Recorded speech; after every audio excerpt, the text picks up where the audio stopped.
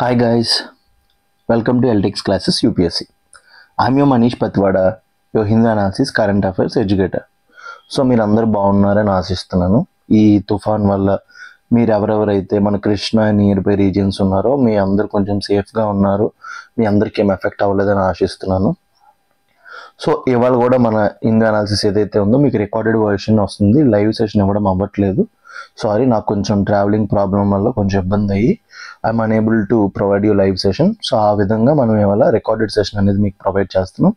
So ఇవాళ మనం discuss చేయబోయే టాపిక్స్ ఏంటంటే setting up an early warning system for Himalaya poses unique challenges.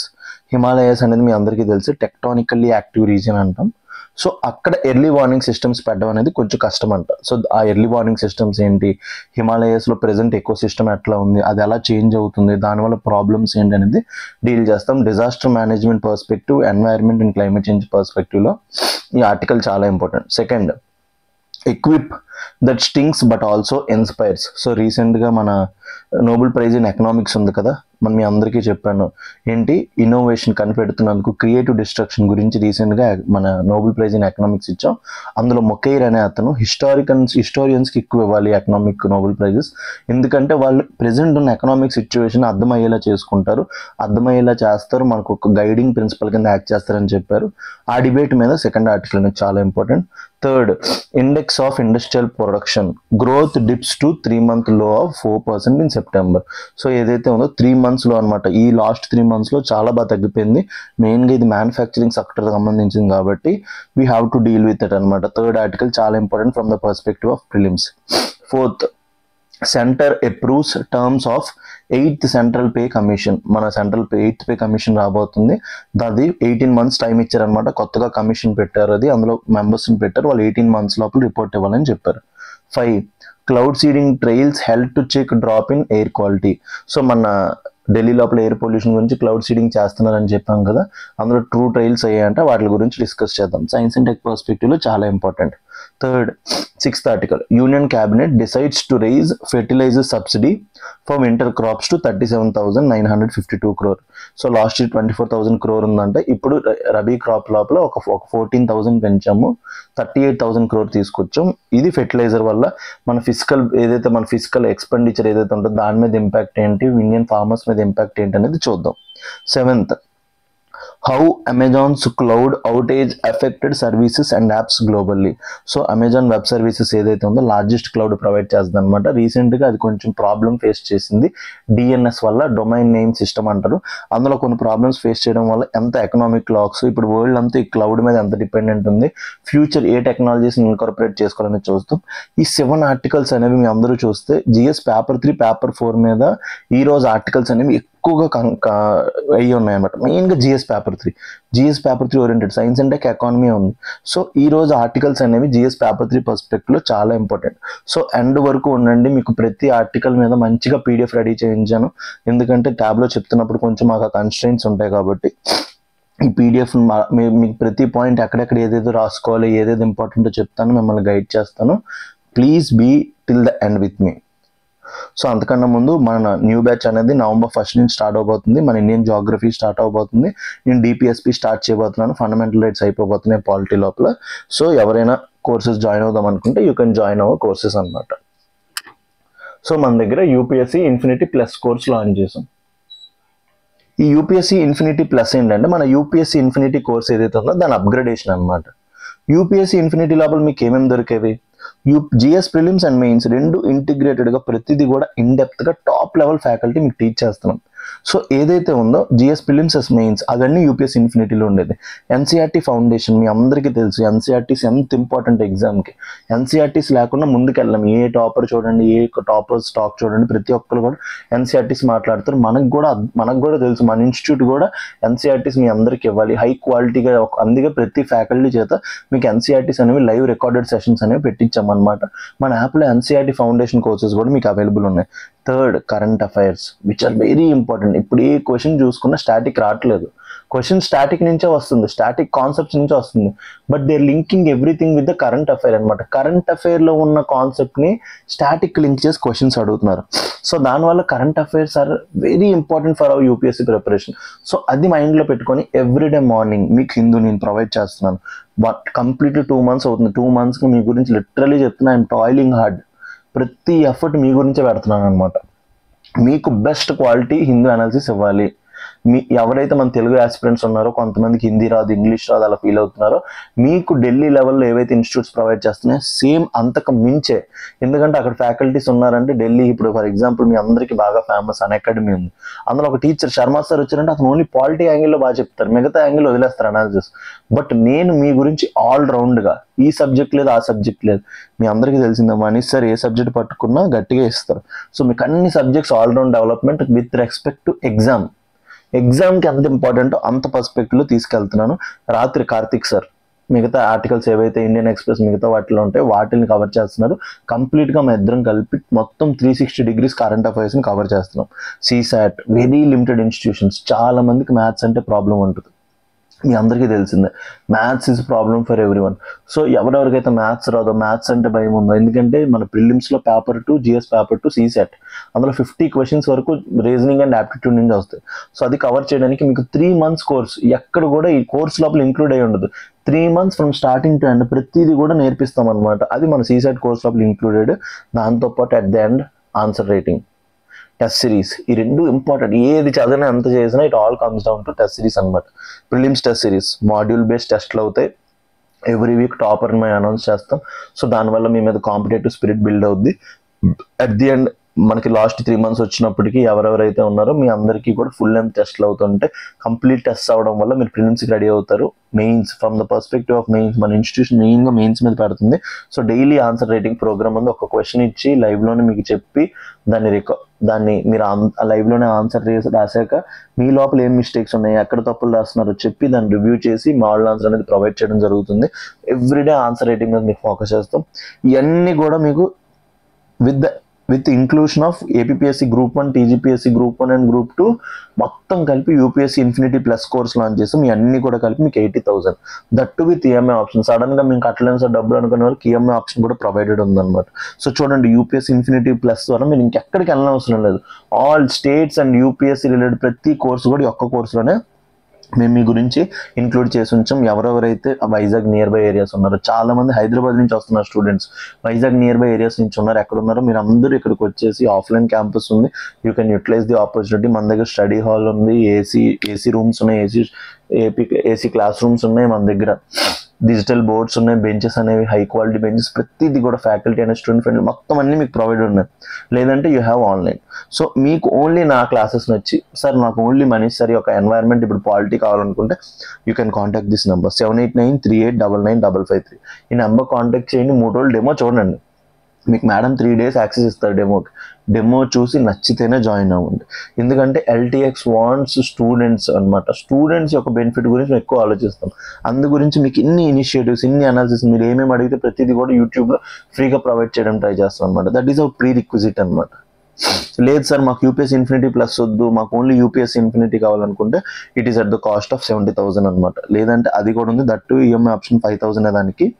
లేదు సార్ మాకు ఓన్లీ ఏపీఎస్సీ గ్రూప్ 1 ఇన్ఫినిటీ కావాలి, లేదా టీజీపీఎస్సీ గ్రూప్ 1 ఇన్ఫినిటీ కావాలనుకుంటే మీకు ఆప్షన్ కూడా ఉంది. ఎందుకంటే ఇప్పుడు రీసెంట్గా లోకేష్ గారు మనం చెప్పారు జనవరి నుంచి జాబ్ క్యాలెండర్. తెలంగాణ లోపల కూడా అన్ని నోటిఫికేషన్స్ కంప్లీట్ అయిపోయి వాళ్ళు కూడా జాబ్ క్యాలెండర్ ఇవ్వడానికి రెడీగా ఉన్నారు. సో ప్రతి నోటిఫికేషన్స్ రావడానికి రెడీగా ఉన్నాయి. సో మనం ముందుగానే ప్రిపేర్ అయ్యి ఉండాలన్నమాట. సో కొంతమంది ఏంటంటే ఇప్పటికే జాబ్స్ చేస్తుంటారు, టీచర్ జాబ్స్, పోలీస్ జాబ్స్ చేస్తుంటారు. అలాంటి వాళ్ళకి ఏపీఎస్సీ గ్రూప్ 1 ఇన్ఫినిటీ 60,000కి ఉందన్నమాట. I better prefer UPSC infinity plus, లేదంటే మీ చాయిస్ బట్టి మీకు నచ్చిన కోర్స్ తీసుకోవచ్చు. టీజీపీఎస్సీ గ్రూప్ 1 ఇన్ఫినిటీ కూడా అంతే. లేదు సార్ మాకు ఓన్లీ ఏపీఎస్సీ గ్రూప్ 1 క్లాసెసే కావాలి అనుకుంటే మీకు ఓన్లీ 40,000కి ఉంది. మీకు టెస్ట్ సిరీస్ ఏమీ రాదు, ఓన్లీ కంప్లీట్ క్లాసెస్ వస్తాయి, రికార్డెడ్ ప్లస్ లైవ్ 2 వస్తాయి. అది only 40,000 with life time validity. మీకు ఏం కావాలంటే అది తీసుకోవచ్చు. At the end optional Mela. నార్మల్గా మన దగ్గర ఆప్షనల్ ఏదైనా సరే 30,000. ఇది కంపేర్ టు ఏ ఇన్స్టిట్యూట్ తక్కువ ఉంటుంది. అందులోపల మీకు 31st వరకు ఒక ఆఫర్ ఉందన్నమాట. ఏంటంటే 10,000 ఫ్లాట్ ఆఫర్, 20,000కి ఆప్షన్ అని వస్తుంది. మన దగ్గర 5 ఆప్షనల్స్ అవైలబుల్ ఉన్నాయి: PSIR, public administration, sociology, anthropology and Telugu literature. Coming in to our first article. So setting up and early warning system for Himalayas poses unique challenges. ఇక్కడ ఏమంటున్నారు, Himalayas poses unique challenges. So చూడండి, మన హిమాలయాస్ ఏవైతే ఉన్నాయో ఇవి టెక్టానికల్లీ యాక్టివ్ రీజియన్ ఉన్నాయి. మీరు నార్మల్ చూడండి, ఇది ఒక కాంటినెంట్, యూరేషియన్ కాంటినెంట్, ఇది ఇండో ప్లేట్. సో ఇక్కడ ఏం జరుగుతుందంటే కాంటినెంట్ కన్వర్జెన్స్ జరుగుతుంది. ఏం జరుగుతుంది, కాంటినెంట్ కన్వర్జెన్స్ జరగడం వల్ల మనకి ఇక్కడ ఏం ఫామ్ అయ్యాయి, హిమాలయాస్ అనేవి ఫౌల్డ్ మౌంటైన్స్ అనేవి ఫామ్ అయ్యాయి. మీ అందరూ జాగ్రఫీలో చదివే ఉంటారు. ఈ రెండు ప్లేట్స్ వచ్చి ఒకరినొకటి గుద్ది కన్వర్ట్ అవడం వల్ల ఏమవుతుంది, టెక్టానిక్ మూవ్మెంట్ అవుతుంది అనమాట. సో టెక్టానిక్ మూవ్మెంట్ అంటే ఎర్త్ క్వేక్స్, ఇలాంటి ల్యాండ్ స్లైడ్స్ ఇవన్నీ ఈ రీజియన్ లోపల ఎక్కువ వస్తుంటాయి. ఫస్ట్గా ఈ రీజియన్ లోపల ఎందుకు ఎక్కువగా డిజాస్టర్స్ జరుగుతాయి, నేచురల్ డిజాస్టర్స్ అన్నది కారణం. సెకండ్ ఏంటి, హిమాలయాస్ మనం ఏమంటాం, థర్డ్ పోల్ అంటాం అనమాట. ఇక్కడ ఐస్ క్యాప్స్ ఏవైతే ఉన్నాయో ఇప్పుడు ప్రెసెంట్ ఏం జరుగుతుంది, global warming, green house gases increase అవడం వల్ల, ఈ అన్ని కాన్సన్ట్రేషన్ ఇంక్రీజ్ అవడం వల్ల ఈ థర్డ్ పోల్, ఈ ఐస్ ఏదైతే ఉందో కరగడం స్టార్ట్ అయిందనమాట. సో దీని ద్వారా ఏమవుతున్నాయి, glacial lake outburst floods ఇవన్నీ వస్తున్నాయి అనమాట. సో దీని ద్వారా కూడా ఫ్లాష్ ఫ్లడ్స్ ఇవన్నీ రావడం కూడా ఈ రీజియన్ అనేది చాలా సెన్సిటివ్ రీజియన్ అయిపోయింది. ఇక్కడ ఎక్కువగా డిజాస్టర్స్ అయ్యే ఛాన్స్ వస్తుంది అనమాట. సో దీని గురించి ఇంపార్టెంట్ ఏంటి, ఏ డిజాస్టర్ వచ్చినా సరే దానికి ఎర్లీ వార్నింగ్ సిస్టమ్స్ అనేవి డిజాస్టర్ని తగ్గించడానికి హెల్ప్ చేస్తుంది, మిటిగేట్ చేయడానికి హెల్ప్ చేస్తుంది అనమాట. సో అందుకోసం ఈ టెరైన్ లోపల ఎలాంటి ఎర్లీ వార్నింగ్ సిస్టమ్స్ పెట్టాలని డిస్కస్ చేసేది article. Mains perspective, disaster management perspective లో చాలా ఇంపార్టెంట్. నెక్స్ట్ ఇయర్ మెయిన్స్ కి I am personally expecting a question from this article అనమాట. సో మీకు కాంటెక్స్ట్ అర్థమైంది కదా. With this will go into the analysis. ఏమంటున్నాడో చూడండి. The recent rise in Himalayan disasters including ఏంటి, ఫ్లాష్ ఫ్లడ్స్ అంటే ఏంటి, సడన్ గా ఒక ఫ్లడ్ లాగా వచ్చాడు అనమాట. ఫ్లాష్ ఫ్లడ్స్ అంటే క్లౌడ్ బర్స్ట్, ఈ ఫినామినన్స్ వల్ల సడన్ గా ఫ్లడ్డింగ్ లైక్ సిచ్యువేషన్ వచ్చేసి దాన్ని ఏమంటాం, ఫ్లాష్ ఫ్లడ్స్ అంటాం. ల్యాండ్ స్లైడ్స్ అంటే ఏంటి, సడన్ గా ఒక కిందనున్న మాస్ ఏదైతే ఉంటుందో, సాయిల్ అంతా ఏదైతే ఉంటుందో మొత్తం అంతా ఒకేసారి పడిపోతుంది, దాన్ని ఏమంటాం, ల్యాండ్ స్లైడ్స్ అంటాం. లేకపోతే glacial lake out burst, normal గా గ్లేషియర్స్ అనేవి లేక్స్ లా ఫామ్ అవుతాయి కదా, ఈ క్లైమేట్ చేంజ్ వల్ల ఇవన్నీ ఏమైపోతున్నాయి, వీక్ అయిపోయి పడిపోతుంది అనమాట. వీటిని ఏమంటాం, గ్లేషియల్ లేక్ అవుట్ బర్స్ట్ అంటాం అనమాట. And earth quakes, continent convergence వల్ల ఇక్కడ 4 types లో, హిమాలయస్ లో 4 types ఆఫ్ డిజాస్టర్స్ వస్తున్నాయి. ఒకటేంటి flash floods, second landslides, third glacial lake outburst floods, and last earthquakes. As highlighted the urgent need for early warning system. ఈ 4 జరగడం వల్ల, వాటి యొక్క ఇంటెన్సిటీ ఈ మధ్య కాలంలో పెరగడం వల్ల ఎర్లీ వార్నింగ్ సిస్టమ్స్ అనేవి చాలా ఇంపార్టెంట్. ఇన్ 2024 పేరేంటి, down to earth magazine, environment related India లోపల ద మోస్ట్ ఫేమస్ ఏంటి, down to earth reported noted that 1902 నుంచి 1962 ఈ డేటా చాలా అంటే చాలా ఇంపార్టెంట్. స్టార్ మార్క్ పెట్టుకోండి, ఈ డేటా రాసుకోండి, మీకు ఎగ్జామ్ లోపల 100% ప్యూర్ గోల్డ్ ఇది. Between 1902 to 1962 the reason recorded just 5 disasters. ఏంటి, 1902 నుండి 1962 వరకు జస్ట్ ఓన్లీ 5 డిజాస్టర్స్ అయ్యాయంట. బట్ 2013 నుంచి 22 వరకు ఇట్ రిపోర్టెడ్ 68 మేజర్ ఈవెంట్స్. చూడండి ఇంత టైమ్స్ ఎన్ని ఫోల్డ్స్ ఇంక్రీజ్ అయిపోయింది, మినిమం 12 ఫోల్డ్స్ ఇంక్రీజ్ అయిపోయింది. Between accounting for 44% of all disasters in India during that period. India లోపల 100% డిజాస్టర్స్ అయితే, 10 డిజాస్టర్స్ అయితే అందులో 5 డిజాస్టర్స్ ఎక్కడి నుంచో జరుగుతున్నాయంట. సో డౌన్ టు ఎర్త్ ప్రకారం ఈ డేటా ఎంత గోల్డ్ చూడండి. 1902 నుంచి 1962 వరకు, 1902 నుంచి 1962 వరకు 5 డిజాస్టర్స్ అయితే 2013 నుంచి 22 వరకు 68 డిజాస్టర్స్ అయినాయి అంట. However, despite the alarming frequency, India still lacks a robust networked and rugged EWS architecture. Early warning, ఇంత ప్రాబ్లమ్స్ ఉన్నా సరే ఇండియా లోపల ఏంటి, ఎర్లీ వార్నింగ్ సిస్టమ్ ఆర్కిటెక్చర్ అనేది లేదంట. Tailored for Himalayan terrain. Himalayas terrain అనేది ఎట్లా ఉంటుంది, రగ్గుడ్ ఉంటుంది. ఎందుకంటే కాంటినెంట్ కన్వర్జెన్స్ అవడం వల్ల అంత ఈజీ కాదు, ఆ టెరైన్ యాక్సెస్ అంత ఈజీ ఉండదు. అలాంటి టెరైన్ లోపల ఎర్లీ వార్నింగ్ సిస్టమ్స్ అనేవి చాలా ఇంపార్టెంట్ అనమాట. Scientists argue that developing such system is crucial to prevent catastrophic losses of life in climate vulnerable mountain ecosystem. So ఇక్కడ ఇలాంటి డిజాస్టర్స్ ఎక్కువ అవుతున్నాయి కాబట్టి early warning systems important. Example చెప్పనా, ఇప్పుడు మోందా తుఫాన్ అవుతుంది, మీరు నార్మల్గా చూడండి న్యూస్ రిపోర్టర్లు కూడా ఏం చేస్తున్నారు, గొడుగులు పట్టుకొని బీచ్ల దగ్గరికి వెళ్ళిపోతున్నారు. ప్రతిదీ కూడా అలర్ట్, ఇన్స్టాగ్రామ్ పేజెస్ లోపల, టీవీ ఛానల్స్లో అన్నిట్లో అలర్ట్ చేసి మనల్ని ముందుగా ప్రిపేర్ చేయిస్తారు. ఒకప్పుడు ఇలాగ ఎర్లీ వార్నింగ్ సిస్టమ్స్ ఉండేవి కాదనమాట. సో ఇలాంటి ఒక ఎర్లీ వార్నింగ్ సిస్టమ్ హిమాలయాస్ కూడా కావాలి. ఎందుకు, 50% ఆఫ్ ది డిజాస్టర్స్ అనేవి అక్కడే జరుగుతున్నాయి అనమాట. So what is the issue about climate change ఏమంటాం, climate change the Himalayas also known as ఏమంటాం వాటిని థర్డ్ పోల్ అంటాం. For their vast ice reserves ఎక్కువ ఉంది. వార్మింగ్ వల్ల ఏమవుతుందో ఫాస్ట్ గా కరిగిపోతున్నాయి అనమాట. ఈ గ్లేషియల్ మెంటింగ్ వల్ల ఏమొస్తున్నాయి, glacial lake outburst floods. First ఏమొస్తున్నాయి, glacial lake outburst floods వస్తున్నాయి.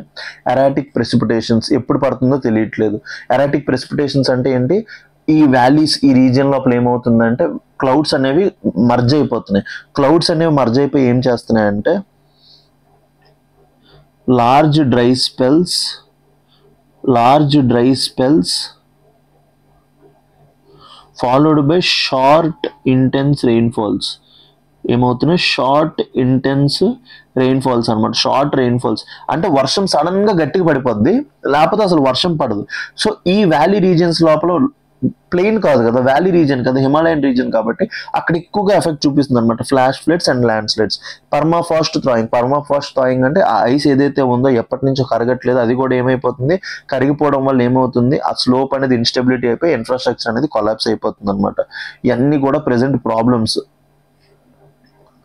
ఇంకొకటి ఏంటి, ప్రెసెంట్ మనకి ఇండియాకి చైనాకి మధ్య గొడవలు అవుతున్నందుకు అక్కడ ఇష్టం వచ్చినట్టు ఇన్ఫ్రాస్ట్రక్చర్ డెవలప్మెంట్ చేస్తాం. దానివల్ల రోడ్స్, హైడ్రో పవర్, టూరిజం చేయడం వల్ల ఇది ఇంకా పెరిగిపోతుంది. అక్కడ ఇష్టం వచ్చినట్టు ప్రాజెక్ట్స్ కట్ చేయడం వల్ల అయిపోతున్నాయి అనమాట.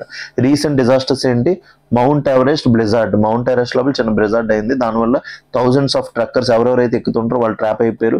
సిక్కిం ఫ్లాష్ ఫ్లడ్స్ 2023లో సిక్కిం ఫ్లాష్ ఫ్లడ్స్ అయ్యాయి. అండ్ చమోలీ ట్రాజడీ, ఉత్తరాఖండ్ చమోలీ లోపల 2021 ట్రాజడీ వల్ల glacial lake outburst floods గురించి మనం తెలుసుకున్నాం. సో ఇవన్నీ ఏం చూపిస్తున్నాయి, ఎర్లీ వార్నింగ్ సిస్టమ్స్ గురించి కావాలి, అక్కడ early warning systems are need of the hour అని చెప్తున్నారు అనమాట. అండ్ ఎర్లీ వార్నింగ్ సిస్టమ్ అంటే ఏంటి, and early warning system is integrated framework that uses real-time monitoring. Real time అంటే కరెక్ట్ గా చెప్తారు అనమాట. ఇప్పుడు తుఫాన్ వస్తుందంటే ప్రతిదీ కూడా రియల్ టైం, ఎన్ని కిలోమీటర్స్ దూరంలో ఉంది, విశాఖపట్నంకి ఎంత దూరం, కాకినాడకి ఎంత దూరం, కృష్ణాకి ఎంత దూరం, ప్రతిదీ కూడా రియల్ టైం చేస్తున్నాం. డేటా వచ్చిన ప్రతి డేటాని అనాలిసిస్ చేయడం. సో దీనివల్ల ఇంపాక్ట్ ఎంత ఉంటుంది. అలర్ట్ మెకానిజమ్స్, అక్కడ ఉన్న లోకల్ పీపుల్ అందరికీ చెప్పడం, to predict and communicate the likelihood of national disasters and enabling early actions అనమాట. సో ప్రతిదీ కూడా ఇన్ఫార్మ్ చేస్తాం. Key components of early warning system ఏమేమి ఉంటాయి, risk knowledge, mapping hazard zones and vulnerable populations. ప్రతిదీ కూడా మీకు తుఫాన్తో లింక్ చేస్తున్నాను. మీరు టీవీ ఓపెన్ చేస్తే red zone, orange zone, yellow zone అని పెట్టారు, బ్లూ జోన్ అని పెట్టారు. సో ఫస్ట్ ఏ రీజన్స్ లో రిస్క్ ఎక్కువ ఉంటుంది. సెకండ్ మానిటరింగ్ అండ్ ఫోర్కాస్టింగ్ అనమాట. మన రాడార్స్, శాటిలైట్స్ యూస్ చేసి మానిటర్ చేయడం. సెకండ్ డిసెమినేషన్, వచ్చిన ఇన్ఫర్మేషన్ ఏం చేయడం, communicating timely alerts authorities and communities. ఉన్న డిస్ట్రిక్ట్ కలెక్టర్స్ కానీ అక్కడ ఉన్న సిబ్బందికి కానీ ఏంటి ఇన్ఫర్మేషన్ అనేది డిసెమినేట్ చేయాలి. Fourth response capability, ensuring people and agencies know how to act upon warnings. నిజంగా ఒకవేళ అది వస్తే ఎలా యాక్ట్ చేయాలో తెలుస్తుంది అనమాట. అనాలిసిస్ ఏంటి, rising frequency of Himalayan disasters. ఏం చెప్పాను, according to down to earth disasters in Himalayas of quadrupled in the last 50 years. Last 50 years లో క్వాడ్రపుల్డ్ అంటే 4 times పెరిగాయి. 1902 నుంచి 1962 వరకు 4 డిజాస్టర్స్ అయితే ఇప్పటికి ఎన్ని జరిగినాయి, 62 డిజాస్టర్స్ అయ్యాయి ఈ 10 years గ్యాప్ లో. మీకు చెప్పాను నాసా ల్యాండ్ స్లైడ్ డేటాబేస్ ఏం చెప్తుందంటే 1211 land slides in the region between 2004 to 2017. మన హిమాలయస్ రీజియన్ లోపల 1211 ల్యాండ్ స్లైడ్స్ అయ్యాయంట ఒక 12 years గ్యాప్. చూడండి, increasing glacial retreat, rainfall extremes చెప్పాను కదా, short rainfalls, intense rainfalls and long dry spells వల్ల rainfall extremes and infrastructure stress have pushed mountain communities into perpetual state of risk. అక్కడ ఉండే population risk లో పెట్టారనమాట. ఇప్పుడు article దేని గురించి మాట్లాడుతున్నారంటే ఎర్లీ వార్నింగ్ సిస్టమ్స్ అనేవి నార్మల్ టెరైన్స్ లో పెట్టడం ఈజీ, కానీ హిమాలయన్ టెరైన్ లో పెట్టడం కష్టం అనమాట. ఎందుకు కష్టం అంటే ఫస్ట్ హిమాలయన్ టెరైన్ ఎట్లా ఉంటుంది, రగ్డ్ టెరైన్ అనమాట, remote, steep and inaccessible areas అనమాట. సో దీనివల్ల ఈ సెన్సర్స్ ఇవన్నీ పెట్టడం కష్టం. సెకండ్ ఏంటి, ఫ్రాగ్మెంటెడ్ డేటా సిస్టమ్, కరెక్ట్ గా డేటా లేదు, ఎందుకంటే lack of integrated regional data bases. Fragmented data systems అనమాట, ఒక్కొక్క డేటాబేస్ ఒక్కొక్క దగ్గర ఉంటుంది, ఒక్కొక్క ఇన్స్టిట్యూషన్స్ అనేవి కోఆర్డినేషన్ ఉండదు. Limited local capacities, shortage of trained personal and weak coordination between agencies. అక్కడ లోకల్ కెపాసిటీ కూడా తక్కువ ఉంటుంది. అండ్ పూర్ కమ్యూనికేషన్ నెట్వర్క్, అవి హై టెరైన్స్ లో ఉండడం వల్ల మీరు నార్మల్ గా మౌంటైన్ రీజన్స్ లెవెల్కి వెళ్తే మీ కమ్యూనికేషన్ అంత ఫాస్ట్ గా ఉండదు అనమాట. డిజాస్టర్ టైంలో అసలు అందదు. Weak connectivity prevents real time data transmission or alerts. ఇంకోటి ఏంటి, క్లైమేట్ కాంప్లెక్సాలిటీ అనమాట. మెయిన్గా ఏంటంటే micro climate variables drastically, sudden గా ఫ్లడ్ వస్తుంది, సడన్ గా ఎండ కాస్తుంది అనమాట, మనకు తెలియని కూడా తెలియదు. Lack of prioritisation, disaster management focus on post event relief not anticipatory measures. మనం ఎప్పుడు డిజాస్టర్ మేనేజ్మెంట్ లో ఎప్పుడు కూడా డిజాస్టర్ అయ్యాక ఆలోచిస్తాం పులిహోర ప్యాకెట్లు పంచాలి లేదా ఇది చూసుకోవాలి అది చూసుకోవాలని. ముందు ఎలా ఆపాలి, ముందు పీపుల్ ఎలా కాపాడాలి అనేది ఎప్పుడు మనం ఆలోచించలేం అనమాట. సో ప్రతిదానికి కూడా గ్లోబల్ మోడల్స్తో ఎగ్జాంపుల్ చెప్పడం మంచిది. ఇక్కడ ఏం చెప్తున్నారు, స్విట్జర్లాండ్ కూడా ఎక్కువగా మౌంటైన్స్ ఉంటాయి. After glacial collapses in the Swiss Alps early census detected the event saving 1000 down strip. So అక్కడ ఎర్లీ సెన్సస్ పెట్టడం వల్ల చాలా థౌజండ్స్ ఆఫ్ లైవ్స్ అనేవి మనం కాపాడగలిగాం అనమాట. చైనా లోపల కూడా అంతే. Early warning system for glacial lake outburst floods in Himalayan Tibet Himalayan reason లోపల ఏమైంది, చాలా మందిని కాపాడగలిగాం అనమాట. సో ఇలాంటి కేసెస్ వల్ల ఏం తెలుస్తుంది, మన ఇండియా కూడా వీటిని చేయాలి. Indian scenario and emerging efforts అనమాట. మన ఇండియన్ సినారియో ఎమర్జింగ్ ఎఫర్ట్స్ ఏంటి, the national geophysical research institute and IIT Roorkee ఎక్కడ ఉంది, హ్యావ్ బిగన్ రీసెర్చ్ ఆన్ లో cost rugged monitoring devices for Himalayan slopes అనమాట. మెయిన్ గా ఐఐటీస్ లోపల వీటి గురించి ఎక్కువ రీసెర్చ్ చేస్తూ ఉంటారు. సో ఐఐటి రూర్కీ ఏదైతే మన ఉత్తరాఖండ్ లో ఉందో ఇది ఎక్కువగా రీసెర్చ్ చేస్తుంది అనమాట. లో కాస్ట్ గా సెన్సార్స్ ని వాటిని డెవలప్ చేయాలి. And new multi hazard monitoring initiative funded by ministry of environment and climate change aims to install 100+ early warning system nodes across Uttarakhand and Himachal Pradesh. Main గా ministry of science and technology అనేది చూసుకుంటుంది అనమాట. ఎందుకంటే మన action plan on climate change లోపల mission to conserve Himalayan ecosystem కూడా ఉంది. అది ministry of science and technology చూసుకుంటుంది. దాంతోపాటు ministry of environment and climate change ఏంటి, 100+ ఎర్లీ వార్నింగ్ సిస్టమ్స్ పెడదాం అనుకుంటుంది. కానీ ఈ ప్రోగ్రెస్ ఏదైతే ఉందో ఫ్రాగ్మెంటెడ్ ఉంది. సో గవర్నమెంట్ అనేది దేని మీద ఫోకస్ చేయాలి, institutional integration, create a unified national disaster management grid linkage, IMD national disaster management authority and ISRO దగ్గర శాటిలైట్ ఉంటే ఐఎండి దగ్గర డేటా ఉంటుంది, వీళ్ళందరినీ ఇంటిగ్రేట్ చేయాలి. టెక్నాలజికల్ ఇన్వెస్ట్మెంట్, ఐఐటీస్ వీళ్ళందరితో ఏంటి, లో cost solar powered sensors and satellite linked alert systems అనమాట. శాటిలైట్స్ తో లింక్ చేయాలి, ఎందుకంటే డిజాస్టర్ టైంలో ఈ కేబుల్స్ అండర్ గ్రౌండ్ కేబుల్స్ ఇవన్నీ కూడా తెగిపోతుంటాయి అనమాట. సో అందుకే శాటిలైట్ లింక్డ్ అలర్ట్ సిస్టమ్స్ అనేవి డెవలప్ చేయాలి. అండ్ కమ్యూనిటీ సెంటర్ డిజైన్ అనమాట. లోకల్ పంచాయతీ వీళ్ళని కూడా మనం ఏం చేయాలి, ఎంపవర్ చేయాలి. క్రాస్ బార్డర్ కోఆపరేషన్, ఎందుకంటే హిమాలయన్ రీజన్ అనేది not only dependent upon India, ఇటువైపు నేపాల్ భూటాన్ ఇవన్నీ ఇంక్లూడ్ అయ్యి ఉన్నాయి కాబట్టి వాళ్ళతో కూడా మనం చూసుకోవాలన్నమాట. దీని మీద మెయిన్స్ క్వశ్చన్ ఇచ్చాను. In the era of accelerating climate change the absence of an integrated early warning system makes the Himalaya a hotspot of preventable disasters. మనం ఏదైతే ఆర్టికల్ మాట్లాడాం దాని బేస్ మీద ఇలాంటి క్వశ్చన్ రావచ్చు.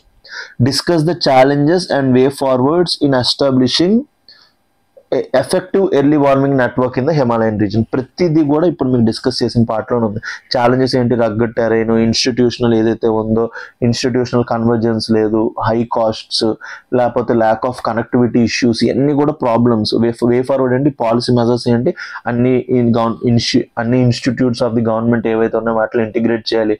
ISRO, IMD national disaster management authority అందరినీ కలపాలి, funding పెంచాలి, ఐఐటీస్ లోపల లో కాస్ట్ సెన్సార్స్ అవన్నీ బిల్డ్ చేయాలి. ఇవన్నీ కూడా క్రాస్ బార్డర్ లింకేజెస్ అంటే మిగతా కంట్రీస్ నేపాల్ భూటాన్ చైనా అట్లన్నింటిని ఇంక్లూడ్ చేసుకోవాలనేసి మన ఆన్సర్స్ లోపల రాయాలన్నమాట.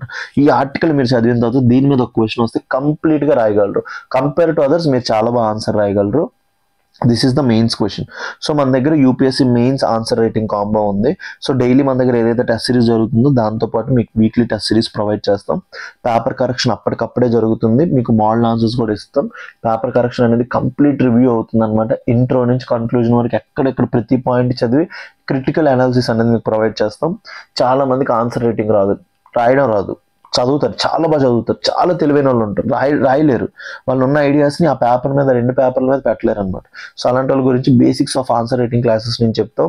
అండ్ ప్రతి ఒక్కరికి ఎంత మనం చదివినా previous year questions of UPSC మనకి కొంచెం ఫ్రేమ్ వర్క్ అనమాట. So previous year questions explanation కూడా జరుగుతుంది. అంతా కూడా మీకు 35,000 విత్ లైఫ్ టైం వ్యాలిడిటీ ఇస్తున్నాం. ఎవరైతే విశాఖపట్నం దగ్గరలో ఉన్నారో మీరు డైరెక్ట్గా వచ్చి ఇక్కడే రాసుకోవచ్చు ఎగ్జామ్స్. లేదు అనుకుంటే ఆన్లైన్ అట్లానే ఉంది. సో ఈ కోర్స్ కొనుక్కోవాలనుకుంటే 7893899553 ఈ నెంబర్ కాంటాక్ట్ చేయండి. మీకు మొత్తం కూడా గైడ్ చేస్తారు. ఇంత తక్కువ కాస్ట్కి ఎక్కడ కూడా టెస్ట్ సిరీస్ లేదు.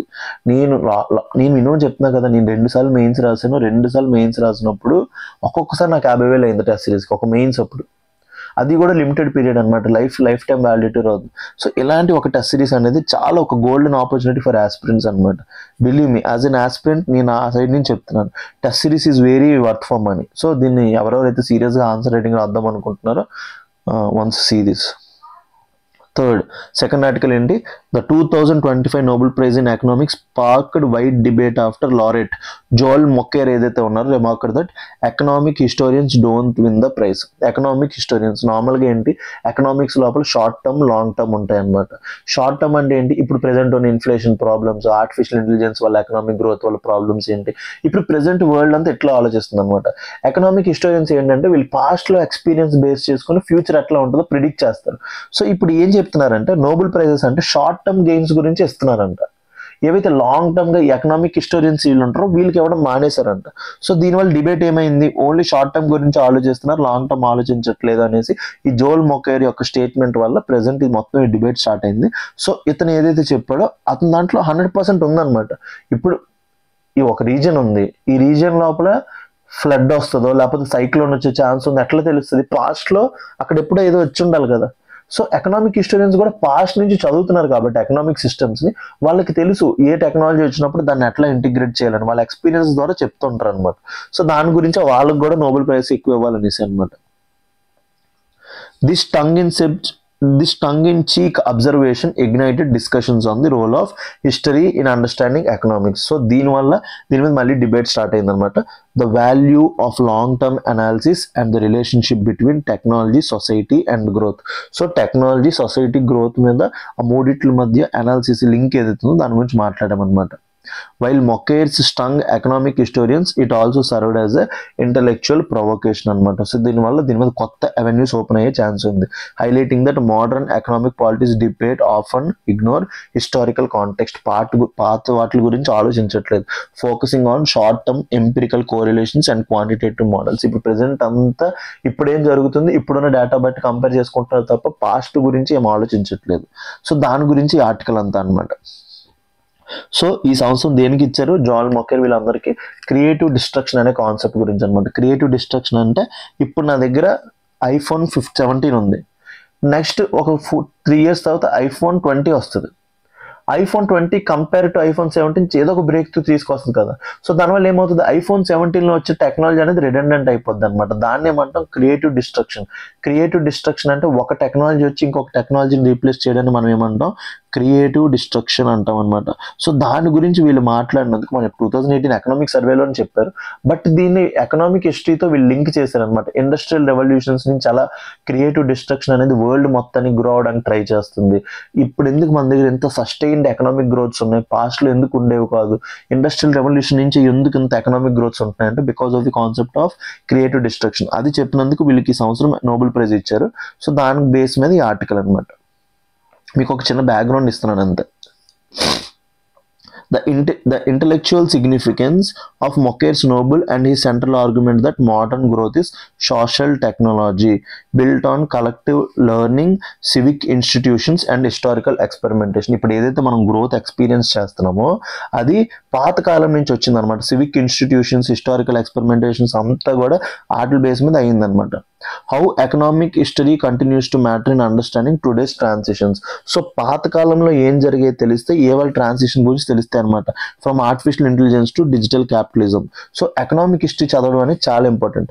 The tension between history as a insight and economic as a measurement in shaping modern policy making and innovative studies అనమాట. సో హిస్టరీ అనేది ఫ్యూచర్ ఎట్లా ఉంటుందో చెప్తుంది, ఎకనామిక్స్ ఏం చేస్తుంది, మెజర్ చేస్తుంది కదా అనమాట. సో దీన్ని బట్టి మోడర్న్ పాలసీ మేకింగ్ అనేది షేప్ అవుతుంది. సెంట్రల్ థీసిస్ ఏంటి, growth as a social technology. Mokyr ఏం చెప్పాడంటే ఎర్లియర్ వర్క్స్ వచ్చేసి అతను ఒక వర్క్స్ రాశాడు, the enlightened economy and culture of growth. ఏం చెప్పాడంటే views technological progress as a collective social phenomenon not merely outcome of isolated invention. So అతను ఏం చెప్తున్నాడంటే ఒక కొత్త ఇన్నోవేషన్ వచ్చిందంటే, ఒక కొత్త ఇన్నోవేషన్ వస్తుందంటే అది సోషల్ ఫినామినన్ అంట, ఒక ఐసోలేటెడ్ ఇన్వెన్షన్ కాదు. అది సొసైటీలో ఉన్న కండిషన్స్ బట్టి వస్తుంది.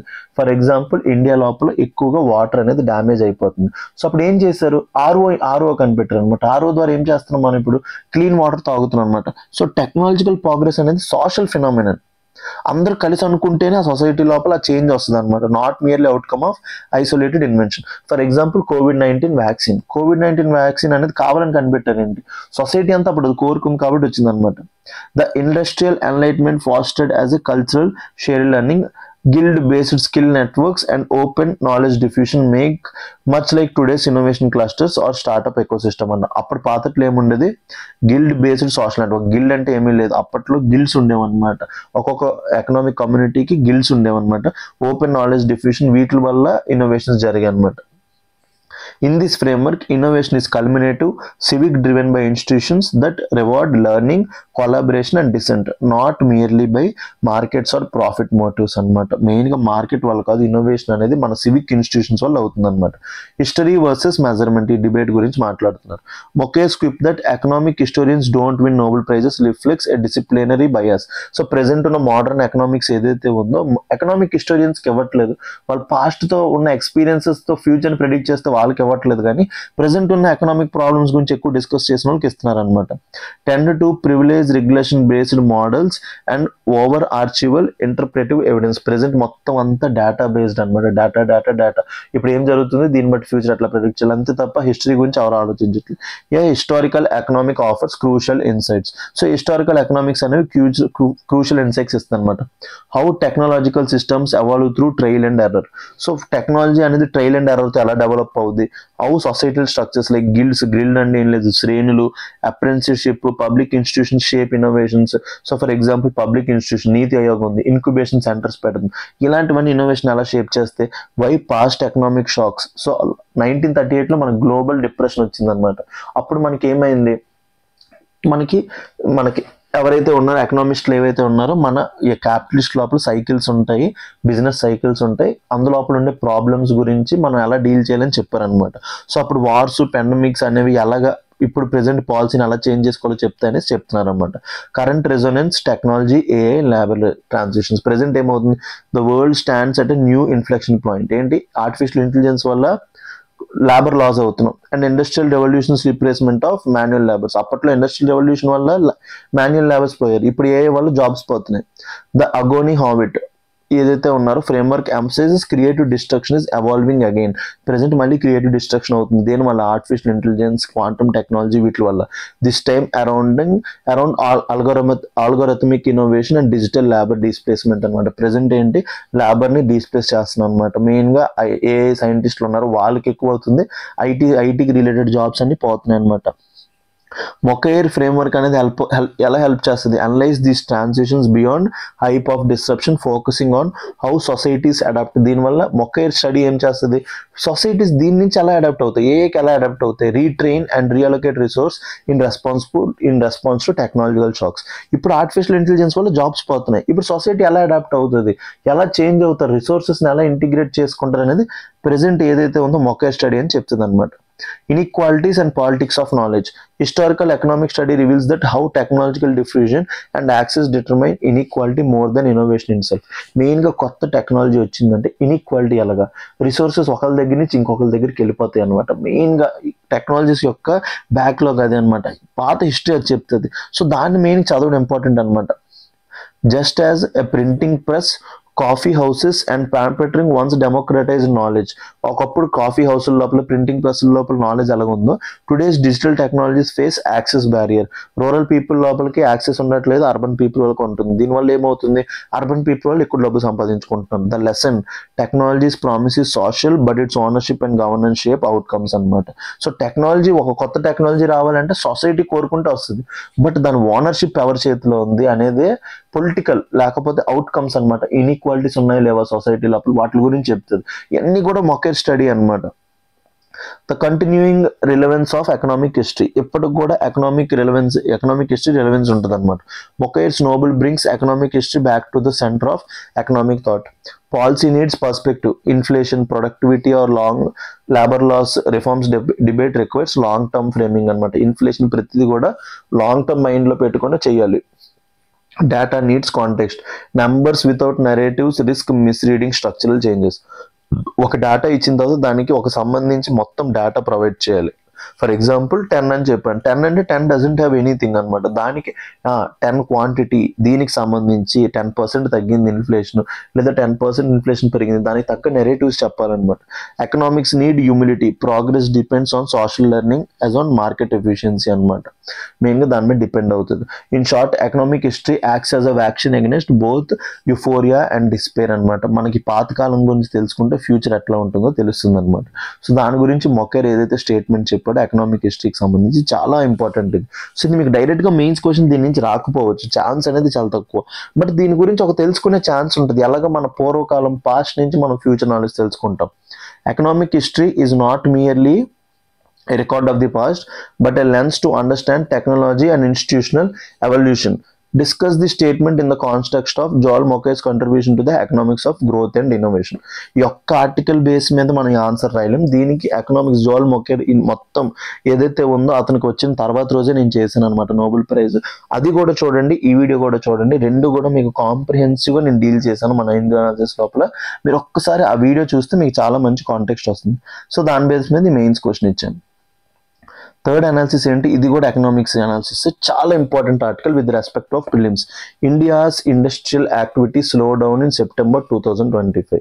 సెప్టెంబర్ 2025లో industrial activity తగ్గిపోయిందంట.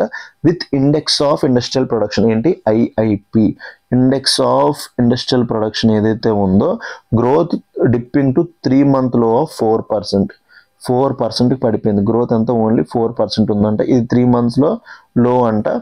As per latest data released by ministry of statistics and programme implementation. ఎవరు రిలీజ్ చేస్తారు మన index of industrial production, ministry of statistics and programme implementation. So మనకి 2 ఇండెక్స్లు ఉంటాయి. Index of industrial production, 8 core industries. So index of industrial production అనేది ఎవరు release చేస్తారన్నాను, మాస్పీ అన్నాను. 8 core industries ఎవరైతే ఉన్నారో ఆ ఇండెక్స్ అనేది ఎవరు రిలీజ్ చేస్తారో కింద కామెంట్ సెక్షన్ లోపల కామెంట్ చేయండి. This moderation comes after a brief recovery in July 2025, 4.3% growth, highlights persistent weakness in manufacturing output, mining and electricity. మెయిన్గా ఇండెక్స్ ఆఫ్ ఇండస్ట్రియల్ ప్రొడక్షన్ లోపల మనం 3 ఎక్కువ మెజర్ చేస్తాం. ఒకటి మ్యానుఫ్యాక్చరింగ్, ఇంకోటి మైనింగ్, ఇంకోటి ఎలక్ట్రిసిటీ అనమాట. అది చాలా వీక్గా ఉన్నాయి, 3 సెక్టర్స్ వీక్గా ఉన్నాయి. మెయిన్ ప్రాబ్లం ఏంటంటే ఇవి ఎక్కువ జాబ్స్ జనరేట్ చేస్తాయి అనమాట. ఈ సెక్టర్స్ వీక్గా ఉన్నాయి. Further more, index of industrial production growth for April to September 2025 period stood at just 3%. ఈ 3 months పీరియడ్లో 3% పడిపోయింది. Marking the slowest first of growth in the last 5 years. Last 5 years లోపల ఇది ద స్లోయెస్ట్ గ్రోత్ అనమాట. So manufacturing sector తగ్గిపోయిందంటే చూసుకోండి. Indicating concerns about industrial momentum and domestic demand amid global headwinds అనమాట. Present Trump tariffs అన్నిటి వల్ల ఇది తగ్గుతుంది కాబట్టి దాన్ని చూసుకోవాలి. What is index of industrial production? The index of industrial production is a composite indicator that measures short-term changes in the volume of production in country's industrial sector. Industrial sector of the country ఏదైతే ఉందో అందులోపల ఏదైతే short term changes ఉన్నాయో వాటిని measure చేయడానికి మనం ఏం use చేస్తాం, index of industrial production. So the key economic indicator reflecting level of industrial activity and health of manufacturing sector which contributes 17 to 18% of the GDP. Manufacturing sector లోపల ఎంతైతే మన Indian GDP లోపల 17 to 18% చూపిస్తుందో దాని యొక్క యాక్టివిటీని measure చేయడానికి మనం index of industrial ప్రొడక్షన్ని వాడతామన్నమాట. సో ఎవరు దీన్ని రిలీజ్ చేస్తారంటే మీకు చెప్పాను కదా, నేషనల్ స్టాటిస్టికల్ ఆఫీస్. ఎవరు రిలీజ్ చేస్తారు, national statistical office under ministry of statistics and programme implementation. మన మాస్పీ ఎవరైతే ఉన్నారో దీన్ని రిలీజ్ చేస్తారు. చాలా ఇంపార్టెంట్, ఎన్ఎస్ఓ రిలీజ్ చేస్తుంది అనమాట. Base year 2011 and 12. Base year అంతా 2011 and 12. నా క్వశ్చన్ ఏంటంటే సిపిఐకి బేస్ ఇయర్ ఏంటి, డబ్ల్యూపిఐకి బేస్ ఇయర్ ఏంటి, national income accounting base year ఏంటి? ఎందుకంటే బేస్ ఇయర్ మీద క్వశ్చన్ రావచ్చు. ఇప్పుడు present index of industrial production base year అంతా 2011-12 అంటున్నారు. అది ఫ్యూచర్ లోపల 2017-18 మారుద్దాం అనుకుంటున్నారు అంటే, but present 2011-12. So present CPI base year ఏంటి, డబ్ల్యూపిఐ బేస్ ఇయర్ ఏంటి, నేషనల్ ఇన్కమ్ బేస్ ఇయర్ ఏంటి? సో ఈ 3 కూడా కామెంట్ సెక్షన్ లోపల కామెంట్ చేయండి. సో మన ఏదైతే ఇండెక్స్ ఆఫ్ ఇండస్ట్రియల్ ప్రొడక్షన్ ఉందో ఇది మూడు సెక్టర్స్ చూసుకుంటుంది. ఫస్ట్ ఏంటంటే మ్యానుఫ్యాక్చరింగ్ సెక్టర్. మ్యానుఫ్యాక్చరింగ్ సెక్టర్కి వెయిటేజ్ అంతా 77%. 23 industrial groups like food, textile ఇవన్నీ ఉంటాయి. ఎలక్ట్రిసిటీకి 7.9% ఉంటుంది. మెయిన్గా ఎలక్ట్రిసిటీకి, అండ్ లాస్ట్ థింగ్ మైనింగ్కి 14.37% ఉంటుంది. So index of industrial production highest weightage manufacturing, second mining 14.37, and last ఏంటి ఎలక్ట్రిసిటీ. యూజ్ బేస్డ్ క్లాసిఫికేషన్ అనమాట. ఇండెక్స్ ఆఫ్ ఇండస్ట్రియల్ ప్రొడక్షన్ లోపల categories అనేది దేని బేస్ మీద డివైడ్ చేస్తాం, ఇది అడగొచ్చు నెక్స్ట్ ఇయర్ లోపల. ఇండెక్స్ ఆఫ్ ఇండస్ట్రియల్ ప్రొడక్షన్ లో కేటగిరీస్ ఆఫ్ గూడ్స్ ఎట్లా డివైడ్ చేస్తామంటే యూజ్ బేస్డ్ అనమాట. ప్రైమరీ గూడ్స్, క్యాపిటల్ గూడ్స్ ద్వారా ఏంటి మిషనరీ ఇవన్నీ ఉంటాయి కదా అవి. ఇంటర్మీడియట్ గూడ్స్ అంటే దీని ద్వారా మిగతా గూడ్స్ ప్రొడ్యూస్ చేయగలం. Infrastructure construction goods, consumer durables, consumer non durables. Consumer durables అంటే కార్ అన్నీ ఉంటాయి కదా, వీటిని డ్యూరబుల్స్ అంటాం. నాన్ డ్యూరబుల్స్ అంటే అప్పటికప్పుడే తినేస్తాం అవన్నీ చేస్తాం కదా, వీటిని నాన్ డ్యూరబుల్స్ అంటాం అనమాట. ఈ బేసిస్ మీద గూడ్స్ ని చూపిస్తారు. ఓవరాల్ గా ఇండస్ట్రియల్ ప్రొడక్షన్ అంతా 4% ఈ నెల, lowest in 3 months. April to September ఏదైతే ఉందో only 3% cumulative growth rate. Last 5 years తో పోలిస్తే స్లోయెస్ట్ ఇన్ లాస్ట్ 5 years అనమాట. So first quarter of the growth చూసుకుంటే లాస్ట్ 5 years ఇది బాగా తక్కువ అనమాట. సో దీన్ని బట్టి ఏం తెలుస్తుంది, స్లగ్గిష్ మ్యానుఫ్యాక్చరింగ్ సెక్టర్ అనేది చాలా ఇంపార్టెంట్ ఎంప్లాయ్మెంట్ జనరేషన్ కి. సో మ్యానుఫ్యాక్చరింగ్ సెక్టర్ అనేది బాగా వీక్ అయిపోయిందని చూపిస్తుంది అనమాట. Manufacturing which forms over the 3/4 of the index of industrial products remains subdued due to weak consumer demand తగ్గిపోయింది. అందుకోసం మనం ఏం చేస్తున్నాం ఇప్పుడు, GST, Bachat Utsav, income tax ఏదైతే ఉన్నాయో ఎగ్జంప్షన్స్ పెంచాం. సో అన్ని చూపిస్తుంది అనమాట. టెక్స్టైల్స్, మెటల్స్, కెమికల్స్ అన్ని కూడా కాన్స్ట్రక్షన్ చూపిస్తున్నాయి. ఇంకోటి ఏంటి, లో క్యాపిటల్ గూడ్స్ గ్రోత్ అనమాట. సో చెప్పే కదా గూడ్స్ ని యూజ్ బేస్ కింద డివైడ్ చేస్తారు. Low capital goods index often viewed as a proxy for private investment తగ్గిపోయింది అంటే weakness in the make in India scheme, production linked incentive scheme. ఇన్ని capital goods ని ప్రమోట్ చేయడానికి 2 schemes ఉన్నా అవి వీక్ ఉన్నట్టు చూపిస్తుంది అనమాట. ఎనర్జీ అండ్ మైనింగ్ అవుట్పుట్ ఏం చెప్తుంది, మైనింగ్ యాక్టివిటీ కూడా తగ్గిపోయింది అనుకుంటుంది. ఇంకోటి demand side weakness, consumer durables, electronics చెప్పే కదా, ఫోన్స్ ఇవన్నీ కూడా. వైట్ గూడ్స్ అంటే ఏసీస్ ఇవన్నీ ఉంటాయి కదా, వీటిని ఏమంటాం white goods. So weak demand అనమాట. సో దీని ద్వారా ఏం చెప్తుంది, హౌస్ హోల్డ్ స్పెండింగ్ అనేది ఇన్ఫ్లేషన్ వల్ల, హై ఈఎంఐస్ వల్ల అవ్వట్లేదు. సో ఇవన్నీ జరుగుతున్నాయి అనమాట. So comparison with other indicators చూసుకుంటే ప్రొడ్యూసర్ మ్యానుఫ్యాక్చరింగ్ ఇండెక్స్ ఉంటుంది, study but monitoring, core sector growth ఏవైతే కోర్ సెక్టర్స్ ఉంటాయో, ఫుడ్ అండ్ ఇన్ఫ్లేషన్ తీస్తే అవి 5% పెరిగాయి. సిపిఐ ఇన్ఫ్లేషన్ ఏంటి 4.8% అనమాట. సో ఏదైతే 4.8% ఉంది వీటితో కంపేర్ చేస్తే ఇది ఇలాగ ఉందన్నమాట. సో దీని బేస్ మీద క్వశ్చన్ చూడండి. Consider the following statement above with respect to index of industrial production. It is released monthly by Reserve Bank of India. ఎవరు రిలీజ్ చేస్తారన్నాను, CSO, Central Statistical Organization or National Statistical Office. So answer is MOSPI. So first statement పోతే మనకు answer ఏమైంది 2 and 3. So questions వచ్చినప్పుడు ఏది తప్ప చూసుకోవాలి. Manufacturing has highest weightage in index of industrial production greater than 70%. ఇప్పుడే చూసాం. The base year for calculating index of industrial production 2011 and 12. So CPI base year ఏంటి, WPI బేస్ ఇయర్ ఏంటి, మిగతా వాటికి బేస్ ఇయర్ ఏంటో కింద కామెంట్ సెక్షన్ లోపల comment చేయండి. 4th ఎవరెవరైతే సెంట్రల్ గవర్నమెంట్ ఎంప్లాయీస్ ఇప్పుడు వస్తున్నారో వీడియో లైక్ చేయండి, కింద కామెంట్ చేయండి మీరు ఏ డిపార్ట్మెంట్లో వర్క్ చేస్తున్నారు. సో మీ అందరి కోసం 8th పే కమిషన్ రాబోతుంది కదా, 8th పే కమిషన్ మీ అందరి శాలరీస్ ఇంక్రీజ్ అవబోతున్నాయి కదా, దాని గురించి ఒక కమిషన్ ఎస్టాబ్లిష్ చేశారనమాట. అది రిపోర్ట్ 18 monthsలో ఇవ్వాలంట. సో దాని గురించి ఇవాళ న్యూస్లో ఉంది కాబట్టి మనం తెలుసుకుందాం. The Union Cabinet has approved terms of reference. Terms of reference అంటే ఏదైనా ఒక కమిషన్, ఏదైనా ఒక బాడీ పెట్టినప్పుడు యూనియన్ గవర్నమెంట్ అనేది టర్మ్స్ ఆఫ్ రెఫరెన్స్ ఇస్తుంది అనమాట. సో టర్మ్స్ ఆఫ్ రెఫరెన్స్ బట్టి ఆ కమిషన్ అనేది పనిచేస్తుంది. సో అలాగే 8th పే కమిషన్ గురించి టర్మ్స్ ఆఫ్ రెఫరెన్స్ ఇచ్చారనమాట. Which is responsible for recommending revisions in salary structures. ఎవరైతే సెంట్రల్ గవర్నమెంట్ ఎంప్లాయీస్ ఉన్నాయో వాళ్ళ శాలరీస్, అలవెన్సెస్, రిటైర్మెంట్ బెనిఫిట్స్ అన్ని ఉంటాయి కదా, వాళ్ళ గురించి 8th పే కమిషన్ ఏదైతే ఉందో రికమెండేషన్స్ ఇవ్వబోతుంది అనమాట. మెయిన్ ఈ కమిషన్ ఏదైతే ఉందో 8th పే కమిషన్ పెట్టాం కదా, దాని చైర్మన్ ఎవరంటే జస్టిస్ రంజన్ ప్రకాష్ దేశాయ్. ఇదందరూ మీ నోట్స్ లోపల రాసుకోండి, అడుగుతారు.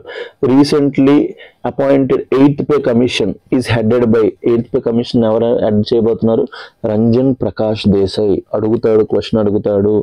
Ranjan Prakash Desai has mandated to submit it's recommendations with in 18 months. Report ఎన్ని monthsలో ఇవ్వాలంట, 18 monthsలో ఇవ్వాలి. రంజన్ ప్రకాష్ దేశాయ్ ఇస్తాడు. This move impacts 50 lakhs central government employees. So దీనివల్ల ఏంటి 50 lakhs సెంట్రల్ గవర్నమెంట్ ఎంప్లాయీస్ యొక్క శాలరీస్ అవన్నీ కూడా పెరిగిపోబోతున్నాయి అనమాట. చాలా ఇంపార్టెంట్ ఇది. What is central pay commission? ఈ పే కమిషన్ అనేది ఏంటి? ఇది ఒక కాన్స్టిట్యూషనల్ బాడీయా, స్టాట్యుటరీ బాడీ, ఏ బాడీయో తెలుసుకుందాం. The central pay commission is extra constitutional body. ఏ బాడీ ఇది? Extra constitutional body. అంటే దీనికి కాన్స్టిట్యూషన్ లోపల ఎక్కడ కూడా దీని గురించి మెన్షన్ చేయలేదు. It is setup by union government, executive పెడుతుంది త్రూ ఎగ్జిక్యూటివ్ రెజల్యూషన్. అంటే ఇది ఒక యాక్ట్ ద్వారా కూడా ఫామ్ అవ్వట్లేదు, యాక్ట్ లేదు, కాన్స్టిట్యూషన్ లోనే లేదు, just is extra constitutional body not under the constitution that reviews and recommends changes to the salary structures of central government employees. Avaru civil servants, defense personnel, employees of central public sector undertakings, వీళ్ళందరికీ కూడా salaries increase చేయడానికి చెప్తారు అన్నమాట. Pensions గురించి కూడా main objective ఏంటి, pay commissions. ఎందుకంటే present ఉన్న ఇన్ఫ్లేషన్ వల్ల ఏమవుతుంది, పర్చేసింగ్ పవర్ తగ్గిపోద్ది, కాస్ట్ ఆఫ్ ఏదైతే మన వాల్యూ ఆఫ్ రూపీ ఏదైతే తగ్గిపోద్ది, దీనికి తగ్గట్టు కాస్ట్ ఆఫ్ లివింగ్ పెరిగిపోతుంటుంది అనమాట. వచ్చిన శాలరీకి బయట ఉన్న ప్రైజెస్ కి సంబంధం ఉండదు. అన్నిటిని రివైజ్ చేయడానికి మనం పే కమిషన్స్ పెడతాం అన్నమాట. సో అందుకోసం to ensure parity between inflation, cost of living and government remuneration while maintaining physical sustainability. ఎక్కువ డబ్బులు ఎంప్లాయీస్ కి ఇస్తున్నారంటే ఫిజికల్ సెంట్రల్ ఎక్స్పెండిచర్స్ మీద ఎఫెక్ట్ చూపిస్తుంది. అన్నింటిని బ్యాలెన్స్ చేయడానికి 8 పే కమిషన్స్ పెడతాం అన్నమాట. నార్మల్గా మీ పేరెంట్స్ ఎవరైనా గవర్నమెంట్ ఎంప్లాయీస్ ఉంటే వాళ్ళకి డిఏ ఇస్తారు, డియర్నెస్ అలవెన్స్. మెయిన్గా ఇది ఇన్ఫ్లేషన్ గురించి ఇస్తారు అనమాట. మెయిన్గా 8th పే కమిషన్ ఎవరు చైర్మన్, జస్టిస్ రంజన్ ప్రకాష్ దేశాయ్. ఎవరి head, justice Ranjan Prakash Desai. Member, part time members ఎవరు, ప్రొఫెసర్ పులక్ ఘోష్, ఐఐఎం బెంగళూరు నుంచి ప్రొఫెసర్ పులక్ ఘోష్ అంట. సెక్రటరీ ఎవరు, పంకజ్ జైన్, ఐఏఎస్ అంట. వీళ్ళు ముగ్గురిని పెట్టారనమాట. మ్యాండేట్ ఏంటి, review and recommend changes in pay structures, allowance and pension difference. ఇది ఎలాగో చెప్పాలి.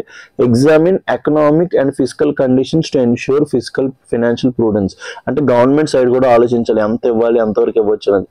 Suggest reforms in non contributive pension schemes. ఏవైతే నాన్ కంట్రిబ్యూటివ్ పెన్షన్ స్కీమ్స్ అంటే కంట్రిబ్యూషన్ చేయకుండా గవర్నమెంట్ డబ్బులు ఇస్తుంది అనమాట, వాటిల్లో రిఫార్మ్స్ చెప్పమంటుంది. Access impact on state finances. దీనివల్ల ఇప్పుడు ఏంటంటే ఇది పే కమిషన్ సెంట్రల్ అయినా సరే స్టేట్ గవర్నమెంట్ ఎంప్లాయీస్ కూడా డిమాండ్ చేస్తారు అనమాట. And propose coordination between central and states. So states కూడా ఎట్లా అవ్వాలి మొత్తం కూడా చెప్పాలి. అడ్మినిస్ట్రేటివ్ సిగ్నిఫికెన్స్ ఏంటి, the central pay commission ensures periodic review of pay structures, preventing stagnation in government service. మెయిన్గా ఏంటంటే ఎంప్లాయీస్, సెంట్రల్ గవర్నమెంట్ ఎంప్లాయీస్ వీళ్ళు ఎక్కువగా మీరు ఏం చేస్తుంటారు, కరప్షన్ చేస్తుంటారు. కరప్షన్ ఇవన్నీ ఆగాలంటే వాళ్ళకి తగ్గట్టు పీరియాడిక్ గా రివైవ్ చేయాలన్నమాట. It helps maintain morale, efficiency and retention within public administration. వాళ్ళు బాగా పనిచేయాలంటే వాళ్ళ శాలరీస్ ఇంక్రీజ్ చేస్తుండాలి. ఎకనామిక్ ఇంప్లికేషన్స్ పాజిటివ్ ఏంటి, వీళ్ళ శాలరీస్ పెరిగితే బూస్ట్ డిమాండ్, కన్సంప్షన్ పెరుగుద్ది, indirectly contributes to GDP. Concerns ఏంటి, మెయిన్గా గవర్నమెంట్ కి చాలా లాస్ అనమాట, ఎకనామిక్ లాస్ అనమాట. 7th pay commission increased salaries by 23%, contributing to physical stress. 7th pay commission అంత ఎఫెక్ట్ చేస్తే ఇప్పుడు ఎంత చేయబోతుంది. Large pay hikes May crowd out spending on development and capital expenditure. So ఒకవేళ ఇది ఎందుకంటే ఇది రెవెన్యూ ఎక్స్పెండిచర్ పార్ట్ లోపలికి వెళ్తుంది గవర్నమెంట్ కి. సో క్యాపిటల్ ఎక్స్పెండిచర్ మీద డబ్బులు తగ్గిపోయే ఛాన్స్ ఉంది. ఫిజికల్ ప్రూడెన్స్ అంటే the commission must ensure that veg revision does not destabilise the physical responsibility and budgetary management. మనకి FRBMA టార్గెట్స్ ఉంటాయి. 2003లో మనకి ఏమొచ్చింది, FRBMA యాక్ట్ వచ్చింది. ఆ ట్యాక్స్ వాటిని ఇన్ఫ్లేషన్ అన్ని కంట్రోల్ పెట్టుకునే రికమెండేషన్స్ ఇవ్వమని చెప్తున్నారు అనమాట. చూడండి, consider the following statements regarding central pay commission. The Central Pay Commission is a constitutional body established under Article 309. ఇప్పుడే చెప్పారు మీకు, it is not mentioned in the constitution. 1 పోయింది అనుకోండి, 1 పోతే మనకి ఏం మిగిలింది, 2, 3 and 3 మిగిలింది. It recommends, its recommendations are binding. ఇది ఒక కమిషన్, ఇది అనేది ఏ రికమెండ్ అంతెందుకు మీ అందరూ చదువుకుంటారు. Article 280 ప్రకారం ఫినాన్స్ కమిషన్ ఫామ్ అవుతుంది. దాని యొక్క రికమెండేషన్స్ కూడా గవర్నమెంట్ మీద బైండింగ్ కాదు. So no commissions recommendations are binding on the government. So 2 పోద్ది అనమాట. The 8th pay commission will make its recommendation within 18 months. Ranjan Prakash Desai and all 18 months లోపల ఇవ్వాలి. So answer only 3 is right. సో C is the answer. So మనకి APPSC group 2 మనం course launch చేసాం. ఎప్పటి వరకు LTX అంటే only UPSC అనుకున్నాం. సో మనం గ్రూప్ 2 లోపల దిగాం. Both Telugu medium and English medium మొత్తం రెండింటిని కూడా అల్టిమేట్ గా కవర్ చేస్తాం అన్నమాట. టాప్ లెవెల్ ఫ్యాకల్టీతో మీకు చెప్తున్నాం. ఫీజు వెరీ తక్కువ. ఇప్పుడు మెయిన్గా గ్రూప్ 2కి స్టేట్ లోపల మంచి ఇన్స్టిట్యూషన్స్ లేవు, నన్ను నమ్మండి. మంచిగా బయట ఫ్యాకల్టీ లేరు, ఏది పడితే చెప్తున్నారు.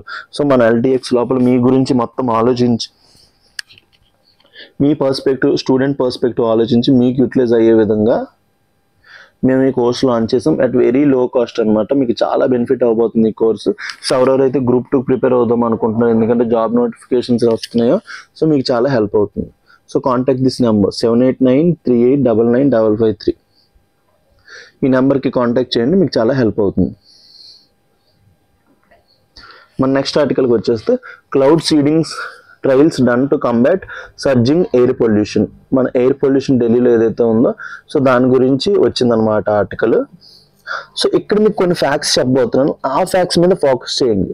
ఎగ్జామ్ పర్స్పెక్టివ్లో దానికి మించి ఎక్కువ అడగడు. ఇప్పటి వరకు మీకు క్లౌడ్ సీడింగ్ గురించి చాలాసార్లు చెప్పాను. సో దానికి మించి మీరు ఇంకేం చదవని అవసరం లేదు. ఎవరెవరైతే చూడలేదో మీరు ప్రీవియస్ అనాలిసిస్ వీడియోస్ చూడండి, అట్లీస్ట్ మీకు కవర్ అయిపోద్ది మొత్తం అంతా. With Delhi's air quality worsening amid surging pollution levels, the Delhi government, in collaboration with Indian Institute of Technology, Kanpur. So cloud seeding ki ye IIT తో మనం collaborate అవుతున్నామంటే IIT Kanpur. మీకు exam లోపల అడగొచ్చు ఏ IIT తో collaborate అవుతున్నారు. IIT Roorkee అంటాడు, కాన్పూర్ తీసి రూర్కీ పెడతారు, దొరికిపోతాం. has begun cloud seeding trials to reduce artificial rain. Artificial rain include చేయడానికి మనం ఇది స్టార్ట్ చేసాం అనమాట. ఇప్పటికి ఎన్ని చేసామంటే 2 క్లౌడ్ సీడింగ్స్ చేశారంటే. ఎన్ని సీడింగ్ చేశారు? 2 cloud seeding operations were conducted recently, October 23rd ఒకటి, 28th ఒకటి. But no significant rainfall was observed due to low moisture. So మెయిన్గా క్లౌడ్స్ లోపల తేమ లేకపోవడం వల్ల ఏమీ జరగలేదు అనమాట. డిస్పైట్ దిస్ ఇంకా ఒక 9 to 10 మోర్ ట్రయల్స్ చేయబోతున్నాం అనమాట కమింగ్ డేస్ లోపల. సో ఎందుకు క్లౌడ్ సీడింగ్ చేస్తేనే ఢిల్లీ పొల్యూషన్ మెయిన్గా ఏంటి, దిస్ ఎయిమ్స్ టు ఆర్టిఫిషియల్ ఏదైతే రెయిన్ఫాల్ ఉందో దానివల్ల మెయిన్గా ఏ పొల్యూషన్ తగ్గిద్దాం అనుకుంటున్నాం, పార్టికులేట్ మ్యాటర్ 2.5 and 2.10. ఏదైతే మెయిన్గా పార్టికులేట్ మ్యాటర్ మైన్యూట్ పార్టికల్స్ ఉంటాయి ముక్కుల లోపల, పార్టికల్ లోపలికి వెళ్ళిపోయి లంగ్స్లోకి వెళ్ళిపోతుంది కాబట్టి దీన్ని ఆపడానికి తీసుకొస్తున్నాం అనమాట. అసలు క్లౌడ్ సీడింగ్ అంటే ఏంటి?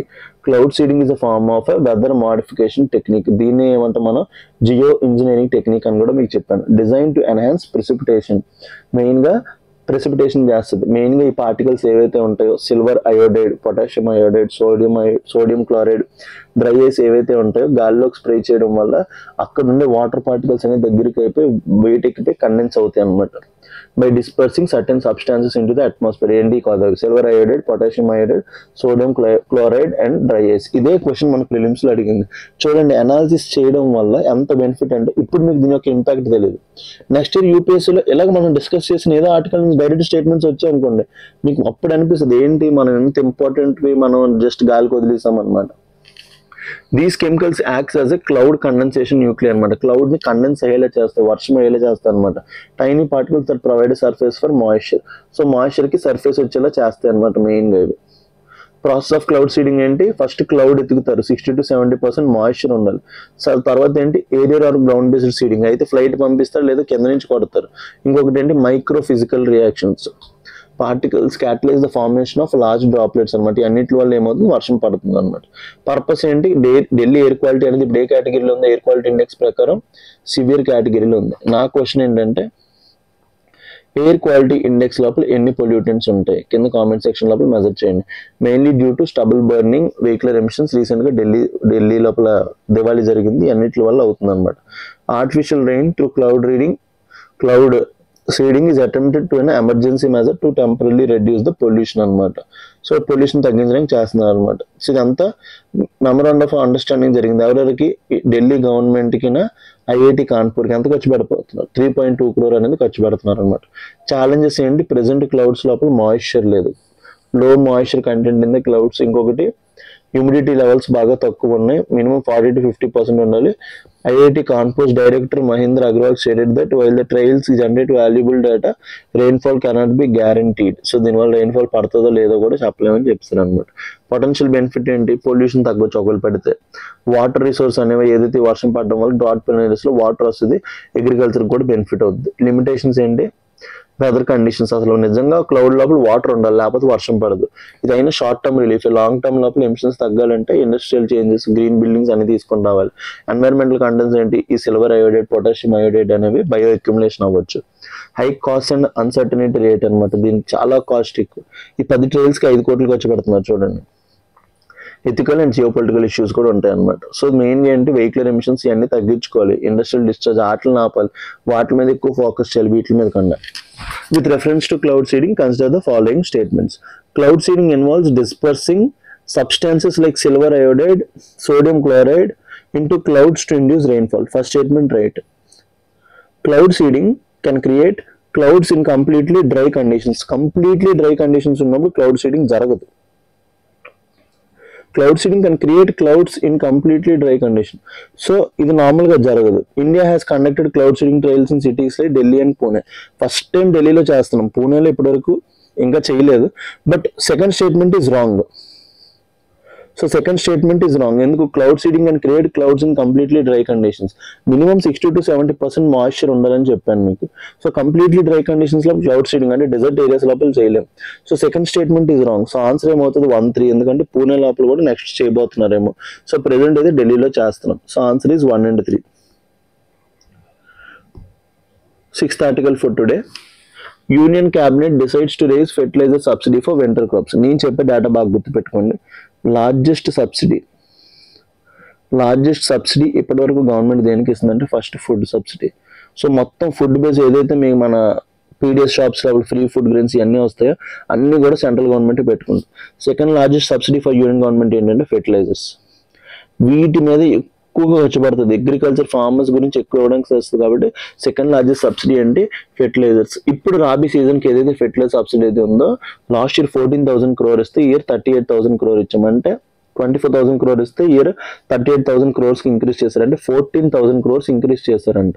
సో ఫెర్టిలైజర్ సబ్సిడీస్ చూడండి. సో ఆ పర్స్పెక్టివ్ లోపల చాలా ఇంపార్టెంట్. గవర్నమెంట్ ఫార్మర్స్ గురించి ఖర్చు పెడుతుంది. The union cabinet as approved అంతా 37,952 అంటే 38,000 crore fertiliser subsidy for rabi winter season. So నా క్వశ్చన్ ఏంటంటే రాబీ సీజన్ లో ఏ టైప్స్ ఆఫ్ క్రాప్స్ మనం పండిస్తాం of 2025-26 representing a significant increase of around 14,000 crore from last year. ఎంత ఖర్చు పెట్టారంటే 24,000 crore. Last year rabi season లో 24,000 ఖర్చు పెడితే ఈ సంవత్సరం అంతా 38,000 crore. This enhanced subsidy aims to stabilise fertiliser prices, support farmers. దీనివల్ల ఏమవుతుంది? సబ్సిడీ ఎక్కువ ఇవ్వడం వల్ల ఫార్మర్స్ కి తక్కువ కాస్ట్ కి ఫెర్టిలైజర్స్ వస్తాయి అనమాట. సో దీనివల్ల ఏమవుతుంది? And ensure availability of key nutrients వచ్చేసి నైట్రోజన్, ఫాస్ఫరస్ ఇవన్నీ కూడా తక్కువ రేట్కి వస్తాయి రాబీ సీజన్ లో. ఫార్మర్స్ కి చాలా అవుతుంది అనమాట. సో ఎప్పటివరకు ఉండబోతుంది? ఇది October 1st నుంచి March 31st, 2026 వరకు ఉండబోతుంది అనమాట. What is the fertiliser subsidy? A fertilizer subsidy is a financial support provided by the government to fertilizer manufacturers or importers so that fertilizers can be sold to farmers అన్నమాట. Normal గా farmers కి subsidy ఇస్తాం అనమాట. Main గా మనం subsidies దేనికి ఇస్తాం? Nitrogen, phosphorus, potassium ఈ మూడింటికి ఇస్తాం అనమాట. ఎందుకు? ఫెర్టిలైజర్స్ అనేవి తక్కువ కాస్ట్ ఫార్మర్స్ కి రావడానికి, to make fertilisers affordable to the farmers. Second ఏంటి? ఇవన్నీ న్యూట్రియన్స్ మీద బ్యాలెన్స్ ఉండడానికి. థర్డ్ ఏంటి? గ్లోబల్ లో ప్రైజెస్, ఇప్పుడు రష్యా యుక్రెయిన్ వార్ వీటి వల్ల ఫెర్టిలైజర్స్ ప్రైజెస్ పెరిగిపోతున్నాయి. వాటి యొక్క ఇంపాక్ట్ ఫార్మర్స్ మీద పడకుండా to support food security, farmers బాగా పండించాలి అన్ని చేయాలంటే వాళ్ళకి ఫెర్టిలైజర్స్ అనేవి లో కాస్ట్ కి రావాలన్నమాట. సో మన దగ్గర ఫెర్టిలైజర్స్ కి 2 kinds ఆఫ్ సబ్సిడీ ఇస్తాం అనమాట. Nutrient based subsidy, urea subsidy. Nitrogen కి ఏంటంటే సబ్సిడీ ఏంటంటే డైరెక్ట్ గా కాస్ట్ మీద ఇస్తాం అనమాట. అందులో న్యూట్రియన్స్ ఎంత ఉన్నాయని చూడం. బట్ ఫాస్ఫరస్ కి, పొటాషియం కి మనం ఏమిస్తాం? న్యూట్రియన్ బేస్డ్ సబ్సిడీ ఇస్తాం. మీకు ఎగ్జామ్ లో ప్రిలిమ్స్ పర్స్పెక్టివ్ లో ఇది చాలా important. Introduced in 2007 provides fixed subsidy per KG of nutrient. అంటే 100 kgs బస్తా నా దగ్గర నేను ఇచ్చాను అనుకోండి, 100 kgs బస్తా ఫాస్ఫరస్ ఫెర్టిలైజర్ నేను ఇచ్చాను అనుకోండి ఫార్మర్ కి, అందులో 30 kg ఉందనుకోండి ఫాస్ఫరస్, మిగతాదంతా 70 kg అంతా ఎక్స్ట్రా సొల్లు అనుకోండి. దీనికి నేను డబ్బులు ఇవ్వను, ఓన్లీ 30 kgs కి డబ్బులు ఇస్తాను. దీన్ని ఏమంటాం? న్యూట్రియంట్ బేస్డ్ సబ్సిడీ అంటాం అనమాట. బట్ యూరియాకి అట్లా కాదనమాట. యూరియాకి ఏంటి? మొత్తం టోటల్ ఫెర్టిలైజర్ మీద సబ్సిడీ ఇస్తాం అనమాట. యూరియా పేరు ఏంటి? Control under the retention pricing scheme అనమాట. రిటెన్షన్ ప్రైజింగ్ స్కీమ్ చూస్తాం. Urea prices are fixed and government bears the difference between cost of production and sale price అనమాట. ఫర్ ఎగ్జాంపుల్ తయారు చేయడానికి 100 రూపాయలు అయింది, ఫార్మర్ కి గవర్నమెంట్ 70 రూపాయలకి అమ్మంది, 30 రూపాయలకి అమ్మంది. సో ఈ డిఫరెన్స్ 70 రూపీస్ ఏదైతే ఉందో గవర్నమెంట్ పే చేస్తుంది. అది యూరియాకి. దీన్ని ఏమంటాం? రిటెన్షన్ ప్రైజింగ్ స్కీమ్ అంటాం. బట్ ఫాస్ఫరస్ కి, పొటాషియం కి ఏంటి? Nutrient based subsidy. ఇది బాగా గుర్తుపెట్టుకోండి. ఎగ్జామ్ పర్స్పెక్టివ్ లో ఫెర్టిలైజర్స్ లో ఇదే చాలా ఇంపార్టెంట్, మెయిన్ గా ప్రిలిమ్స్ కి. ఇవన్నీ కూడా 2018 నుంచి ఏమిస్తున్నాం? డైరెక్ట్ బెనిఫిట్ ట్రాన్స్ఫర్ అనమాట. ఏంటంటే ప్రతి షాప్ లో ఏమంటే పాయింట్ ఆఫ్ సేల్ డివైజెస్ ఉంటాయి. దాని మీద వెళ్ళి ఫార్మర్స్ ఫింగర్ ప్రింట్ పెట్టాకే ఆధార్తో అథెంటికేట్ చేశాకే మనం డబ్బులు ఏవైతే ఉంటాయో మన ఈ ఇండస్ట్రీ ఆ కన్స్యూమర్కి ఇస్తాం అనమాట. సో ఇప్పుడు అంతా ఎంత పెట్టబోతున్నారు? 37,952 crore అంటే 38 కోట్లు. లాస్ట్ ఇయర్తో పోలిస్తే 14,000 కోట్లు ఇంక్రీజ్ అయ్యాయి అనమాట. సో అంతెంత పెట్టబోతున్నారు దేని మీద అనేది అవసరం లేదు. యూనియన్ మినిస్ట్రీ అశ్విని వైష్ణవ్ దీని గురించి చెప్పాడు అనమాట. సో ది ఇంపార్టెన్స్ ఏంటి, importance of farmers and food security అనమాట. The increase in subsidy will shield farmers from raising global fertilizer prices and ensure affordable access to key inputs అనమాట. సో దీనివల్ల ఏదైతే ఫార్మర్స్కి చాలా ఇంపార్టెంట్ కీ ఇన్పుట్స్ అనేవి తక్కువకి వస్తాయి. Physical implications ఏంటి, గవర్నమెంట్కి డబ్బులు పెరిగిపోతాయి. Fertiliser subsidy forms one of the largest components of India subsidy bill. అన్నిటికంటే ఫస్ట్ ఏం చెప్పాను, ఫుడ్, సెకండ్ ఫెర్టిలైజర్స్ అనమాట. The allocation of 2020 is expected to push total fertilizer subsidy expenditure beyond 2 lakh crore. So government మీద ఖర్చు ఎక్కువ అవుతుంది, మెయిన్గా revenue expenditure మీద. గ్లోబల్ కాంటెక్స్ట్ ఏంటి, India imports 80,000 of its phosphorus and potassium fertilisers. So phosphorus potassium అనేది India లోపల మనం తయారు చేయం, బయట నుంచే ఇంపోర్ట్ చేసుకుంటాం అనమాట. అది మనం బయట నుంచి ఇంపోర్ట్ చేసుకోవడం వల్ల మన మీద ఇంపాక్ట్ ఎక్కువ ఉంటుంది. సో ఈ రష్యా యుక్రెయిన్ వార్ వల్ల కూడా ఈ ప్రైజెస్ అనేవి పెరగడం జరిగింది. సబ్సిడీ అనేది ఫార్మర్ని ఆపుతుంది. న్యూట్రియంట్ బ్యాలెన్స్ కన్సర్న్ మెయిన్ ఏంటంటే ఎక్సెసివ్ యూజ్ ఆఫ్ యూరియా. మన N:P:2K 4:2:1 ఉండాలి. అలాగా N:P:2K 4:2:1 ఉండాలి. బట్ ఇండియా లోపల ఏంటంటే నైట్రోజన్ ఎక్కువ వాడేస్తారు, ఈ రెండు తక్కువ వాడతారు అనమాట. Due to its low price has led to soil nutrient imbalance. ఇది ఒక 16%కి వెళ్ళిపోయింది. సో దీనివల్ల ఇంబ్యాలెన్స్ జరుగుతుంది అనమాట. ఎన్వైరన్మెంటల్ డైమెన్షన్ ఏంటి, subsidy rationalisation and balance nutrient use are key for improving soil health. అంటే ఫెర్టిలైజర్స్ని కరెక్ట్గా వాడాలి, లేకపోతే సాయిల్ అనేది డ్యామేజ్ అయ్యే ఛాన్స్ ఉంది. క్వశ్చన్ చూద్దాం. With reference to India's fertilizer subsidy policy, consider the following statements. Under nutrient-based subsidy scheme, the subsidy is provided directly to farmers through DBT system. మీకు చెప్పా కదా, న్యూట్రియంట్-బేస్డ్ సబ్సిడీ స్కీమ్లో డైరెక్ట్గా DBT ఇస్తాం అనమాట. డైరెక్ట్లీ టు ఫార్మర్స్ ఎవరు, ఆ కంపెనీస్కి ఇస్తారు. డైరెక్ట్లీ టు డబ్బులు అనేవి ఫార్మర్స్కి వెళ్ళవు, ఎవరికి వెళ్తాయి, ఆ కంపెనీస్కి వెళ్తాయి. So first statement is wrong. ఎప్పుడైనా గుర్తుపెట్టుకోండి, డైరెక్ట్ ఫార్మర్కి డబ్బులు ఇస్తాడు, ఏం చేస్తాడు, బయటికి వెళ్ళి తాగియడమో ఏదో ఒకటి చేస్తాడు అనమాట. So government fertiliser subsidy farmers చేతికి డబ్బులు ఇవ్వదు అనమాట, ఎవరికి ఇస్తుంది, ఆ కంపెనీస్కి ఇస్తుంది. So first statement is wrong. The price of urea in India is statutorily controlled. Price retention scheme అని చెప్పాను కదా. The 2025 rabi season fertiliser subsidy covers nutrients, nitrogen, phosphorus, potassium, sulphur అన్నింటిని కూడా ఈ సబ్సిడీ అనేది కవర్ చేస్తుంది. సో ఫస్ట్ స్టేట్మెంట్ రాంగ్ అని తెలిస్తే చాలు. న్యూట్రియన్ బేస్డ్ సబ్సిడీ స్కీమ్ లోపల ఏం చెప్పాను, పాయింట్ ఆఫ్ స్కేల్ డివైజెస్ ఉంటాయి అనమాట. సో ఆధార్ అథెంటికేట్ చేసుకొని ఫార్మర్కి డబ్బులు ఎవరు, ఆ బస్తా ఇచ్చిన తర్వాత ఆ కంపెనీకి వెళ్ళిపోతాయి అనమాట డబ్బులు అనేవి. సో సబ్సిడీ డైరెక్ట్ కంపెనీకి వెళ్తుంది. మన దగ్గర TGPSC Group 2 ఇన్ఫినిటీ కోర్స్ కూడా లాంచ్ చేసాం అనమాట. Both Telugu medium and English medium. మీకు కంప్లీట్గా గ్రూప్స్కి సంబంధించి స్టేట్ లోపల లిమిటెడ్ ఇన్స్టిట్యూషన్స్ ఉన్నాయి. సో గ్రూప్స్ రిలేటెడ్ కోర్స్ ఇస్తున్నాయి కరెక్ట్గా. సో మీ అందరి కోసం మనం TGPSC Group 2 infinity course launch చేస్తాం. చాలా ఇంపార్టెంట్ ఇది గ్రూప్స్ పర్స్పెక్టివ్ లోపల. సో ఎవరికైనా ఈ కోర్సులో జాయిన్ అవుదాం అనుకుంటే you can contact this number 7893899553. ఈ నెంబర్ మీరు కాంటాక్ట్ చేస్తే మీకు మొత్తం డేటా చెప్తారనమాట, ఎట్లా ఏంటి కోర్స్ ఏంటి అనేది భారతి మ్యామ్ చెప్తారు. అండ్ లాస్ట్ ఆర్టికల్ చాలా ఇంపార్టెంట్ ఆర్టికల్, క్లౌడ్ సర్వీస్ ఏంటి, how Amazon's cloud outage affected services and apps globally. So రీసెంట్గా ఏం జరిగింది, అమెజాన్ క్లౌడ్ సర్వీసెస్ ఏవైతే ఉన్నాయో అమెరికా లోపల అవి కొంచెం డొమైన్ నేమ్ సిస్టమ్ అనేవి తేడా కొట్టడం వల్ల అవి డ్యామేజ్ అయ్యాయి అనమాట. సో దానివల్ల చాలా కంపెనీస్ అనేవి ప్రాబ్లమ్స్ ఫేస్ చేసి. సో చూడండి దాని గురించి తెలుసుకుందాం. On October 20, 2025, a major outage at Amazon Web Service. ఏంటి, largest web service cloud service అనేది అక్కడ ఎవరు ప్రొవైడ్ చేస్తున్నారు, అమెజాన్ కంపెనీ అనమాట. One of the world's largest cloud computing platforms అనమాట. Disrupted online operations globally affecting 2000 companies. మెయిన్గా ఏంటి, Amazon వాడు మొత్తం దాని మీద డిపెండ్ అవుతున్నాడు. Snapchat, ChatGPT, Perplexity. ఇప్పుడు మీరు అందరూ ఎయిర్టెల్ సిమ్ ఉంటే సంవత్సరం పర్ప్లెక్సిటీ ఫ్రీ అంటున్నారు. క్యాన్వాస్ మొత్తం ఎడిటింగ్ అంతా జరుగుతుంది. డువోలింగో అనేది ఏంటి, లెర్నింగ్ యాప్ అనమాట. అండ్ ఫోర్ట్నైట్ అనేది gaming app. Coin base and epic games ఇవన్నీ కూడా దేని మీద డిపెండ్ అవుతున్నాయి, cloud services of Amazon web service మీద డిపెండ్ అవుతున్నాయి. సో అక్కడ డిస్రప్షన్ రావడం వల్ల అవన్నీ యొక్క ఆపరేషన్స్ అనేవి ఎఫెక్ట్ చూపించాయి అనమాట. సో ఇవన్నీ మీకు తెలియాలంటే ఫస్ట్ ఏం తెలియాలంటే క్లౌడ్ సర్వీసెస్. సో క్లౌడ్ అంటే ఏంటంటే సెంట్రలైజ్డ్ డేటా సిస్టమ్. క్లౌడ్ అంటే ఏంటి, సెంట్రలైజ్డ్ డేటా. సో ఇప్పుడు మనం కంపెనీ ఇప్పుడు ఫేస్బుక్ ఉంది, ఫేస్బుక్లో నేను ఇప్పుడు ప్రొఫైల్ పిక్చర్ అప్లోడ్ చేశాను, నా డేటా అంతా ఉంది, ఇదంతా కూడా ఫేస్బుక్ కూడా ఆడి యొక్క క్లౌడ్ సర్వీస్కి పంపించుకుంటాడు అనమాట. సో ఒకవేళ నేను ఆపరేట్ చేస్తున్నప్పుడు లోకల్ సర్వర్స్ ఉండవు, సెంట్రలైజ్డ్ డేటా సర్వర్స్ నుంచి నాకు డేటా అంతా వస్తుంది అనమాట. సో క్లౌడ్లో బెనిఫిట్ ఏంటంటే లో కాస్ట్, సో కంపెనీస్కి చాలా easy maintenance.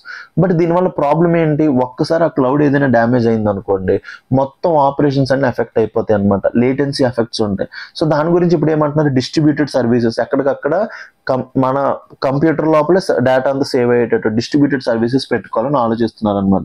So but present మొత్తం వరల్డ్ మొత్తం ఈ డేటా క్లౌడ్ డేటా మీద డిపెండ్ అవుతుంది. సో అందుకే క్లౌడ్ లోపల మేజర్ కంపెనీస్ ఎవరున్నారు, first Amazon web service. So Amazon web service యొక్క క్లౌడ్ డేటా అనేది ఎఫెక్ట్ అయింది. ద ఇన్సిడెంట్ ఆరిజినేటెడ్, ఎక్కడ ఆరిజినేట్ అయింది, అట్ ఏడబ్ల్యూఎస్. ఒక సెకండ్ ఆగండి, కంటిన్యూస్గా చెప్పడం కొంచెం గొంతులో ఇబ్బందిగా ఉంది. The incident originated at Amazon web service US east 1 data centre అనమాట. యుఎస్ లోపల ఏ సెంటర్ పేరు ఏంటి, యుఎస్ ఈస్ట్ 1 డేటా సెంటర్ ఉంది, cluster in north Virginia. So north Virginia state లోపల యుఎస్ ఈస్ట్ 1 డేటా సెంటర్ ఏమైంది, which is companies biggest and most active hub అనమాట. So అది companies active hub. The disruption led to increased error rates అనమాట. ఏం పెరిగాయి, error rates, data అనేది కరెక్ట్గా రావడం ఆగిపోయింది. లేటెన్సీ అంటే ఇప్పుడు గేమ్ ఆడుతున్నప్పుడు మీరు చాలా మంది గేమ్స్ ఎవరైనా పబ్జీ ఆడినప్పుడు ఏంటంటే మీరు గన్ తీసిన 2 నిమిషాలు కూడా గన్ ఎత్తాడు అనుకోండి, దాన్ని ఏమంటాం లేటెన్సీ. అంటే మీరు యాక్షన్ చేసిన 2 minutes జరిగితే దాన్ని ఏమంటాం లేటెన్సీ అంటాం అనమాట. సో లేటెన్సీ అనేది చాలా తక్కువ ఉండాలి. అంటే ఇప్పుడు మీరు వీడియో కాల్ మాట్లాడుతున్నారు అనుకోండి, నేను ఇప్పుడు హాయ్ అన్నాను అనుకోండి, నా వీడియో వెళ్ళిపోయిన తర్వాత ఆడియో వచ్చింది అనుకోండి, దాన్ని ఏమంటాం లేటెన్సీ ఇష్యూ అంటాం అనమాట. సో లేటెన్సీ ఎంత తక్కువ ఉంటే అంత బాగా కమ్యూనికేషన్ బాగా జరుగుతుంది అనమాట. So latency always should be లో. మీకు ఏం చెప్తాడు, టెక్నాలజీ ఇప్పుడు 5G టెక్నాలజీ వల్ల 4Gతో పెరిగితే ఏమవుతుంది, లేటెన్సీ ఇంప్రూవ్ అవుతుంది అంటారు. అంటే లేటెన్సీ బాగా తగ్గుతుంది, టైమ్ ఆఫ్ రియాక్షన్ బాగా తగ్గుతుంది అనమాట. సో బట్ ఈ క్లౌడ్ స్టోరేజ్ వల్ల ఏమైంది, ఎర్రర్ రేట్స్ పెరిగిపోయి, లేటెన్సీ పెరిగిపోయింది, down time across multiple continents అనమాట. మెయిన్గా మల్టిపుల్ కాంటినెంట్స్ లోపల ఇబ్బందులు అయిపోయి, revealing the global vulnerability of global digital infrastructure to localised cloud failures. So ఇలాంటి క్లౌడ్ ఫెయిల్యూర్స్ ఫెయిల్ అయిపోతే ఏమవుతుంది, లోకల్ సర్వీసెస్ ఉండడం మంచిది, ఒకే దగ్గర సర్వీస్ ఉండడం మంచిది కాదని చెప్తున్నారు అనమాట. అసలు ఏంటి, అసలు Amazon web service is the world's largest cloud computing platform అనమాట. ఈ అమెజాన్ యొక్క దగ్గర ఏముంది అన్నిటికంటే world's largest cloud computing platform ఉంది. సో వీళ్ళ దగ్గర ఏముంటుంది, డేటా స్టోరేజ్ ఉంటుంది అనమాట. డేటా స్టోరేజ్ పేరు ఏంటి, S3 DynamoDB. కంప్యూటింగ్ పవర్ ఏంటి, EC2. Content delivery, software hosting for individuals, corporations అనమాట. గవర్నమెంట్స్, పెద్ద పెద్ద కంపెనీస్ వీళ్ళందరూ కూడా వాళ్ళ యొక్క సాఫ్ట్వేర్స్ని అందులో హోస్ట్ చేసుకుంటారు.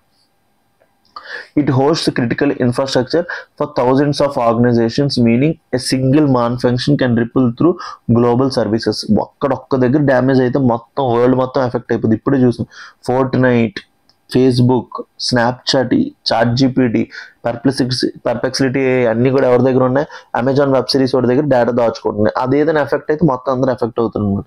Amazon web service holds nearly 33% of global cloud market. So global cloud market లోపల 33% అమెజాన్ వెబ్ సర్వీస్ దగ్గర ఉంది. సెకండ్ మైక్రోసాఫ్ట్ దగ్గర ఏముంది, అజూర్. మైక్రోసాఫ్ట్ ఏముంది, అజూర్. అడుగుతాడు అనమాట, 3 క్లౌడ్ సర్వీసులు ఇచ్చి ఎవరెవరిది ఏంటని అడిగితే మైక్రోసాఫ్ట్ది అజూర్, అమెజాన్ వాడిది Amazon web service cloud service, ఇంకా గూగుల్ వాడిది గూగుల్ క్లౌడ్. మీకు అందరికీ డబ్బులు కట్టమంటారు. మీరు ఎప్పుడైనా మీ జీమెయిల్ ఫుల్ అయిపోతే ఎక్స్ట్రా పే చేయండి, మీరు గూగుల్ క్లౌడ్ లోపల మీ యొక్క యాక్సెస్ తీసుకుని అంటారు అనమాట. సో ఈ క్లౌడ్ సర్వీసెస్ అనమాట. Then what is cloud outage? ఏం జరిగింది, a cloud outage occurs when a cloud service provider servers or data centers face technical failures.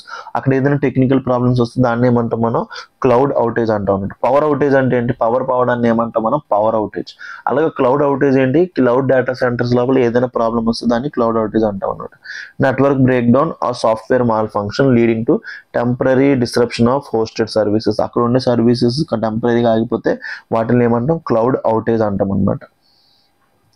So ఇప్పుడు ఏమైందంటే ప్రెసెంట్ డొమైన్ నేమ్ సిస్టమ్ ఏమంటాం, DNS అంటాం అనమాట. డొమైన్ నేమ్ సిస్టమ్ అంటే Amazon web service north Virginia లోపల Amazon web సెంటర్లో domain name system అనేది effect అయింది. డొమైన్ నేమ్ సిస్టమ్ అంటే ఏంటి, it's like A phone book. మీరు ఫోన్ లోపల ప్రతి ఒక్క కాంటాక్ట్ సేవ్ చేసుకుంటారు కదా, అలాగే phone book of internet name అంటాం, DNS అమంటాం అనమాట. Like ChatGPT OpenAI.com into numerical IP address. ప్రతి ఒక్క ఫోన్ బుక్ ప్రతి ఒక్క ఎంట్రీకి ఒక IP అడ్రస్ ఉంటుంది అనమాట. సో అది ఎఫెక్ట్ అయిందనమాట. దాన్ని మనం డొమైన్ నేమ్ సిస్టమ్ అంటాం అనమాట. So domain name system acts like phone book of internet. ఏం చేస్తుంది, ట్రాన్స్లేటింగ్ వెబ్సైట్ నేమ్స్. ChatGPT నెంబర్కి ఒక IP అడ్రస్ ఇస్తుంది అనమాట. సో మీరు నార్మల్గా చూస్తారు ఒక 8 digit 12 digit అడ్రస్ ఉంటుంది, దాన్ని ఏమంటాం ఇంటర్నెట్ ప్రోటోకాల్ అడ్రస్. సో అది డొమైన్ నేమ్ సిస్టమ్ అనమాట. అది ఎఫెక్ట్ అయిపోయింది అనమాట. When DNS fails devices can't locate or access servers. ఒకవేళ DNS ఫెయిల్ అయిపోతే ఏంటి, IP అడ్రస్ అది ఇవ్వలేనప్పుడు ఏమైతే డివైజెస్ అనేవి సర్వర్స్ ని హోస్ట్ చేయలేవు. As a result several apps and services that rely on AWS Amazon web service infrastructure మీద depend అయిన చాలా వరకు యాప్స్ అనేవి ఏమైపోయి ఇన్యాక్సెసిబుల్ అయిపోయి or unstable for several hours వరకు ఇవి ఏమైపోయి అన్స్టేబుల్ అయిపోయాయి అనమాట. Scale of disruption. The outage disrupted over 2000 companies, 2000 companies వరకు. అమెజాన్ అనేది e commerce company, finance company, gaming చెప్పే కదా Fortnite, social media, Snapchat, Facebook and Perplexity. ఏవేవైతే అమెజాన్ వెబ్ సిరీస్ మీద డిపెండ్ అయ్యే కంపెనీస్ అన్నీ ఉంటాయి ఏమైపోయి ఇబ్బంది పడ్డాయి. Even ChatGPT and Perplexity experience temporary service delay అనమాట. సో ChatGPT మీద మీరు అందరూ తెలుసు కదా, ఇప్పుడు ఏ ప్రాబ్లం వచ్చినా గూగుల్ అడగడం మానేశారు. ChatGPT ముక్కులో జలుబు వచ్చింది, నాకు ఏం వచ్చి ఉండొచ్చు, లేకపోతే నాకు నిద్ర రావట్లేదు, నాకు ఏం ఉండొచ్చు, ప్రతిదానికి ChatGPTని అడుగుతున్నారు అనమాట. మీకు ఏం కావాలన్నా ChatGPT. సో ఎవడైనా ఎగ్జామ్ లోపల కాపీ కొడదామని ChatGPTని పట్టుకెళ్ళాడు అనుకోండి, అమెజాన్ వెబ్ సిరీస్ ఎగిరిపోవడం వల్ల ఆడ ఎగ్జామ్ కూడా ఎగిరిపోయి ఉంటుంది. టెక్నికల్ కాజెస్ ఏంటి, మెయిన్గా డొమైన్ నేమ్ సిస్టమ్ ఏదైతే ఉందో అది బాగా ఎఫెక్ట్ అయిపోయింది. AWS DynamoDB database service and electricity load balancing ఏదైతే ఉందో అది బాగా ఎఫెక్ట్ అయిపోయింది అనమాట. సో ఇంజనీర్స్ అనే వాళ్ళు ఎంత తీసుకున్నారు, 15 hours ఆఫ్ డిస్రప్షన్స్ తీసుకున్నారు అనమాట. మెయిన్గా 15 hours తీసుకున్నారు. దీనివల్ల ఎంత లాస్ అయింది, each hour of down time for Amazon web series వల్ల ఎంత లాస్, గ్లోబ్ మొత్తానికి $150 million ఆఫ్ రెవెన్యూ లాస్ అయిందనమాట. Major e commerce firms Amazon, Coinbase అనేవాళ్ళు బాగా వాళ్ళు ఎకనామిక్ లాసెస్ అనేవి చూశారు. బ్రాడర్ ప్యాటర్న్స్ ఏంటి, సిమిలర్ లార్జ్ స్కేల్ అవుజెస్ ఏంటి, September 2021లో జరిగే ఇప్పుడు ఇంకొకసారి జరుగుతుంది అనమాట. These repeated failures raise concerns about over centralisation. Data అంతా ఒక దగ్గర ఉండడం అనేది ఇప్పుడు ప్రాబ్లం అవుతుంది అనమాట. సో ఇప్పుడు డీసెంట్రలైజ్డ్ డేటా, ఇప్పుడు ప్రతిదీ కూడా దేని మీద ఫోకస్ చేయాలి, డీసెంట్రలైజ్డ్ డేటా సెంటర్స్ అనమాట. మన few data central control critical internet infrastructure. మొత్తం ప్రపంచానికి కావాల్సిన ఇన్ఫ్రాస్ట్రక్చర్ మొత్తం, క్లౌడ్ ఇన్ఫ్రాస్ట్రక్చర్ మొత్తం మూడే చూసుకుంటున్నాయి. చూడండి, Amazon web service, Microsoft Azure, Google cloud, అలాగే మొత్తం కొన్నిటి మీద డిపెండ్ అయిపోవడం ప్రాబ్లం అయిపోతుంది అనమాట. వై దిస్ మ్యాటర్స్ గ్లోబల్లీ అనమాట, ఎందుకంటే Amazon web service 1/3 of global internal backbone when it fails ripple. దీనివల్ల ఏమవుతుంది, మొత్తం అన్ని కంపెనీస్ అనేవి ఎఫెక్ట్ అయిపోతాయి అనమాట. సో చూడండి, సో దీని మీద ఏంటి, ఓవర్ సింగిల్ క్లౌడ్ మీద డిపెండ్ అవ్వకూడదు. Enterprise should diversify multiple cloud strategies చూసుకోవాలి. ఇంకా డీసెంట్రలైజేషన్ రావాలన్నమాట. డేటా సెంట్రలైజేషన్ నుంచి మనం ఎక్కడికి రావాలి, బయటికి రావాలి, దాని మీద చూసుకోవాలన్నమాట. యాజ్ AI IoT అడాప్షన్ సజెస్ అనమాట. With reference to cloud computing consider the following statements అంటున్నాడు. ఏంటి, cloud computing allows users to store process data and remote servers access via internet. Cloud computing ఏంటి, అలౌస్ ఏం చేస్తుంది, allows users to store process data and remote servers via internet. అదే కదా, Amazon web service, Google cloud and Microsoft Azure major providers of global cloud. Domain name system failure can disrupt access to cloud applications. Present అదే జరిగింది కదా Amazon web service లోపల. So answer ఏంటి, 1 to 3 అనమాట. So question ఏ perspective లోనే రావచ్చు. మన India లోపల కూడా క్లౌడ్ స్టోరేజెస్ కట్టబోతున్నాం అనమాట. మెయిన్గా యూపీ లోపల ఏంటి, లార్జెస్ట్ డేటా సెంటర్ కట్టబోతున్నాం. సో ఇలాగ డేటా సెంటర్స్ మీద ఎక్కువ ఫోకస్ చేస్తున్నాం అనమాట. సో ఇవాళ 7 articles కూడా చాలా important from the perspective of prelims and mains అనమాట. సో మీకు ప్రతిదీ కూడా ఇన్ డెప్త్గా మీకు ప్రొవైడ్ చేయడానికి నేను ట్రై చేస్తున్నాను. Sorry for the delay. నేనైతే మాత్రం ఎవరు వచ్చేద్దామని ట్రై చేశాను, but due to travelling challenges నేను రాలేకపోయాను. నేను దాని గురించి చాలా బాధపడుతున్నాను. ఎందుకంటే నాకు కూడా ఇలాగ ఆన్లైన్ కన్నా మీతో లైవ్లో ఇంటరాక్ట్ అయ్యి చెప్పడం అనేది నాకు చాలా ఇష్టం అనమాట. సో ఈ ఒక్కరోజు దాని గురించి కొంచెం డిలే అయినందుకు సారీ వెరీ మచ్. సో రేపటి నుంచి మనం లైవ్ లోపలికి వచ్చేద్దాం, మళ్ళీ రేపటి నుంచి రచ్చ లేపుకుందాం. సో మీకు ఏమైనా డౌట్స్ ఉన్నా ఏమున్నా కింద కామెంట్ సెక్షన్ లోపల కామెంట్ చేయండి. సార్ ఏంటి సార్ నాకు ఈ డౌట్స్, నేను మీకు చాలా మందికి నిన్న తెలుగులో కామెంట్ చేయమంటే ఒక్క పర్సన్ కామెంట్ చేశారు. ఎందుకు అంత బద్ధకం? అట్లీస్ట్ మనకు తెలుగు వచ్చు, మన తెలుగు భాషని చెప్దామని చెప్పా కదా. సో అట్లీస్ట్ దాని గురించి అని కామెంట్ చేయండి, అడిగిన క్వశ్చన్స్కి ఆన్సర్స్ పెట్టండి. నేను మీ నుంచి కోరుకుంటుంది అదే అనమాట. సో ఇవాళ మనం డిస్కస్ చేసిన హిమాలయాస్ ఏదైతే ఉందో మెయిన్స్ పర్స్పెక్టివ్లో చాలా important. Equip that stings but also inspires. ఇది అంత ఇంపార్టెంట్ కాదు కానీ మీకు తెలియాలన్నమాట. ఎందుకంటే నోబెల్ ప్రైజెస్ వీళ్ళు స్టేట్మెంట్స్ ఇస్తున్నప్పుడు, వాటి న్యూస్లో ఉంటున్నప్పుడు వాటి గురించి తెలుసుకోవడం అనేది చాలా important. Index of industrial production చాలా important from the perspective of prelims. So ఈ డేటాని మీరు యూజ్ చేసి మెయిన్స్ లోపల కూడా మీ ఆన్సర్స్ సబ్స్టాండ్ డిఫరెన్షియేట్ చేయొచ్చు. 8th pay commission Ranjan Prakash Desai, ఇతను చాలా ఇంపార్టెంట్. నార్మల్గా యూపీఎస్సీలో అడగకపోయినా మిగతా స్టాటిక్ ఎగ్జామ్స్ లోపల అడగొచ్చు. క్లౌడ్ సీడింగ్ మాట వస్తుంది, నెక్స్ట్ ప్రిలిమ్స్లో వచ్చే ఛాన్స్ ఉంది. సో దాని యొక్క ఎఫెక్ట్స్ ఐఐటి కాన్పూర్ మర్చిపోద్దు.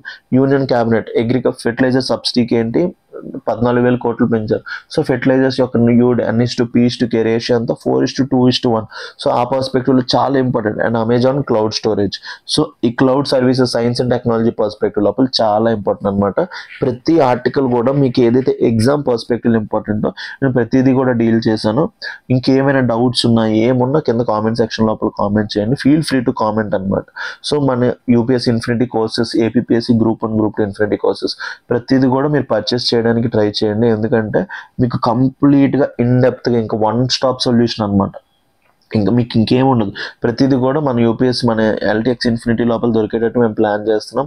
ఇంకా చాలా ఇనిషియేటివ్స్ మీ గురించి రెడీగా ఉన్నాయి, పైప్ లైన్లో ఉన్నాయి. ప్రతిదీ కూడా మీ గురించి ప్లాన్ చేస్తున్నాం. I hope you all are loving this initiative and thank you very much for cooperating with me and good bye. రేపు మళ్ళీ కలుద్దాం.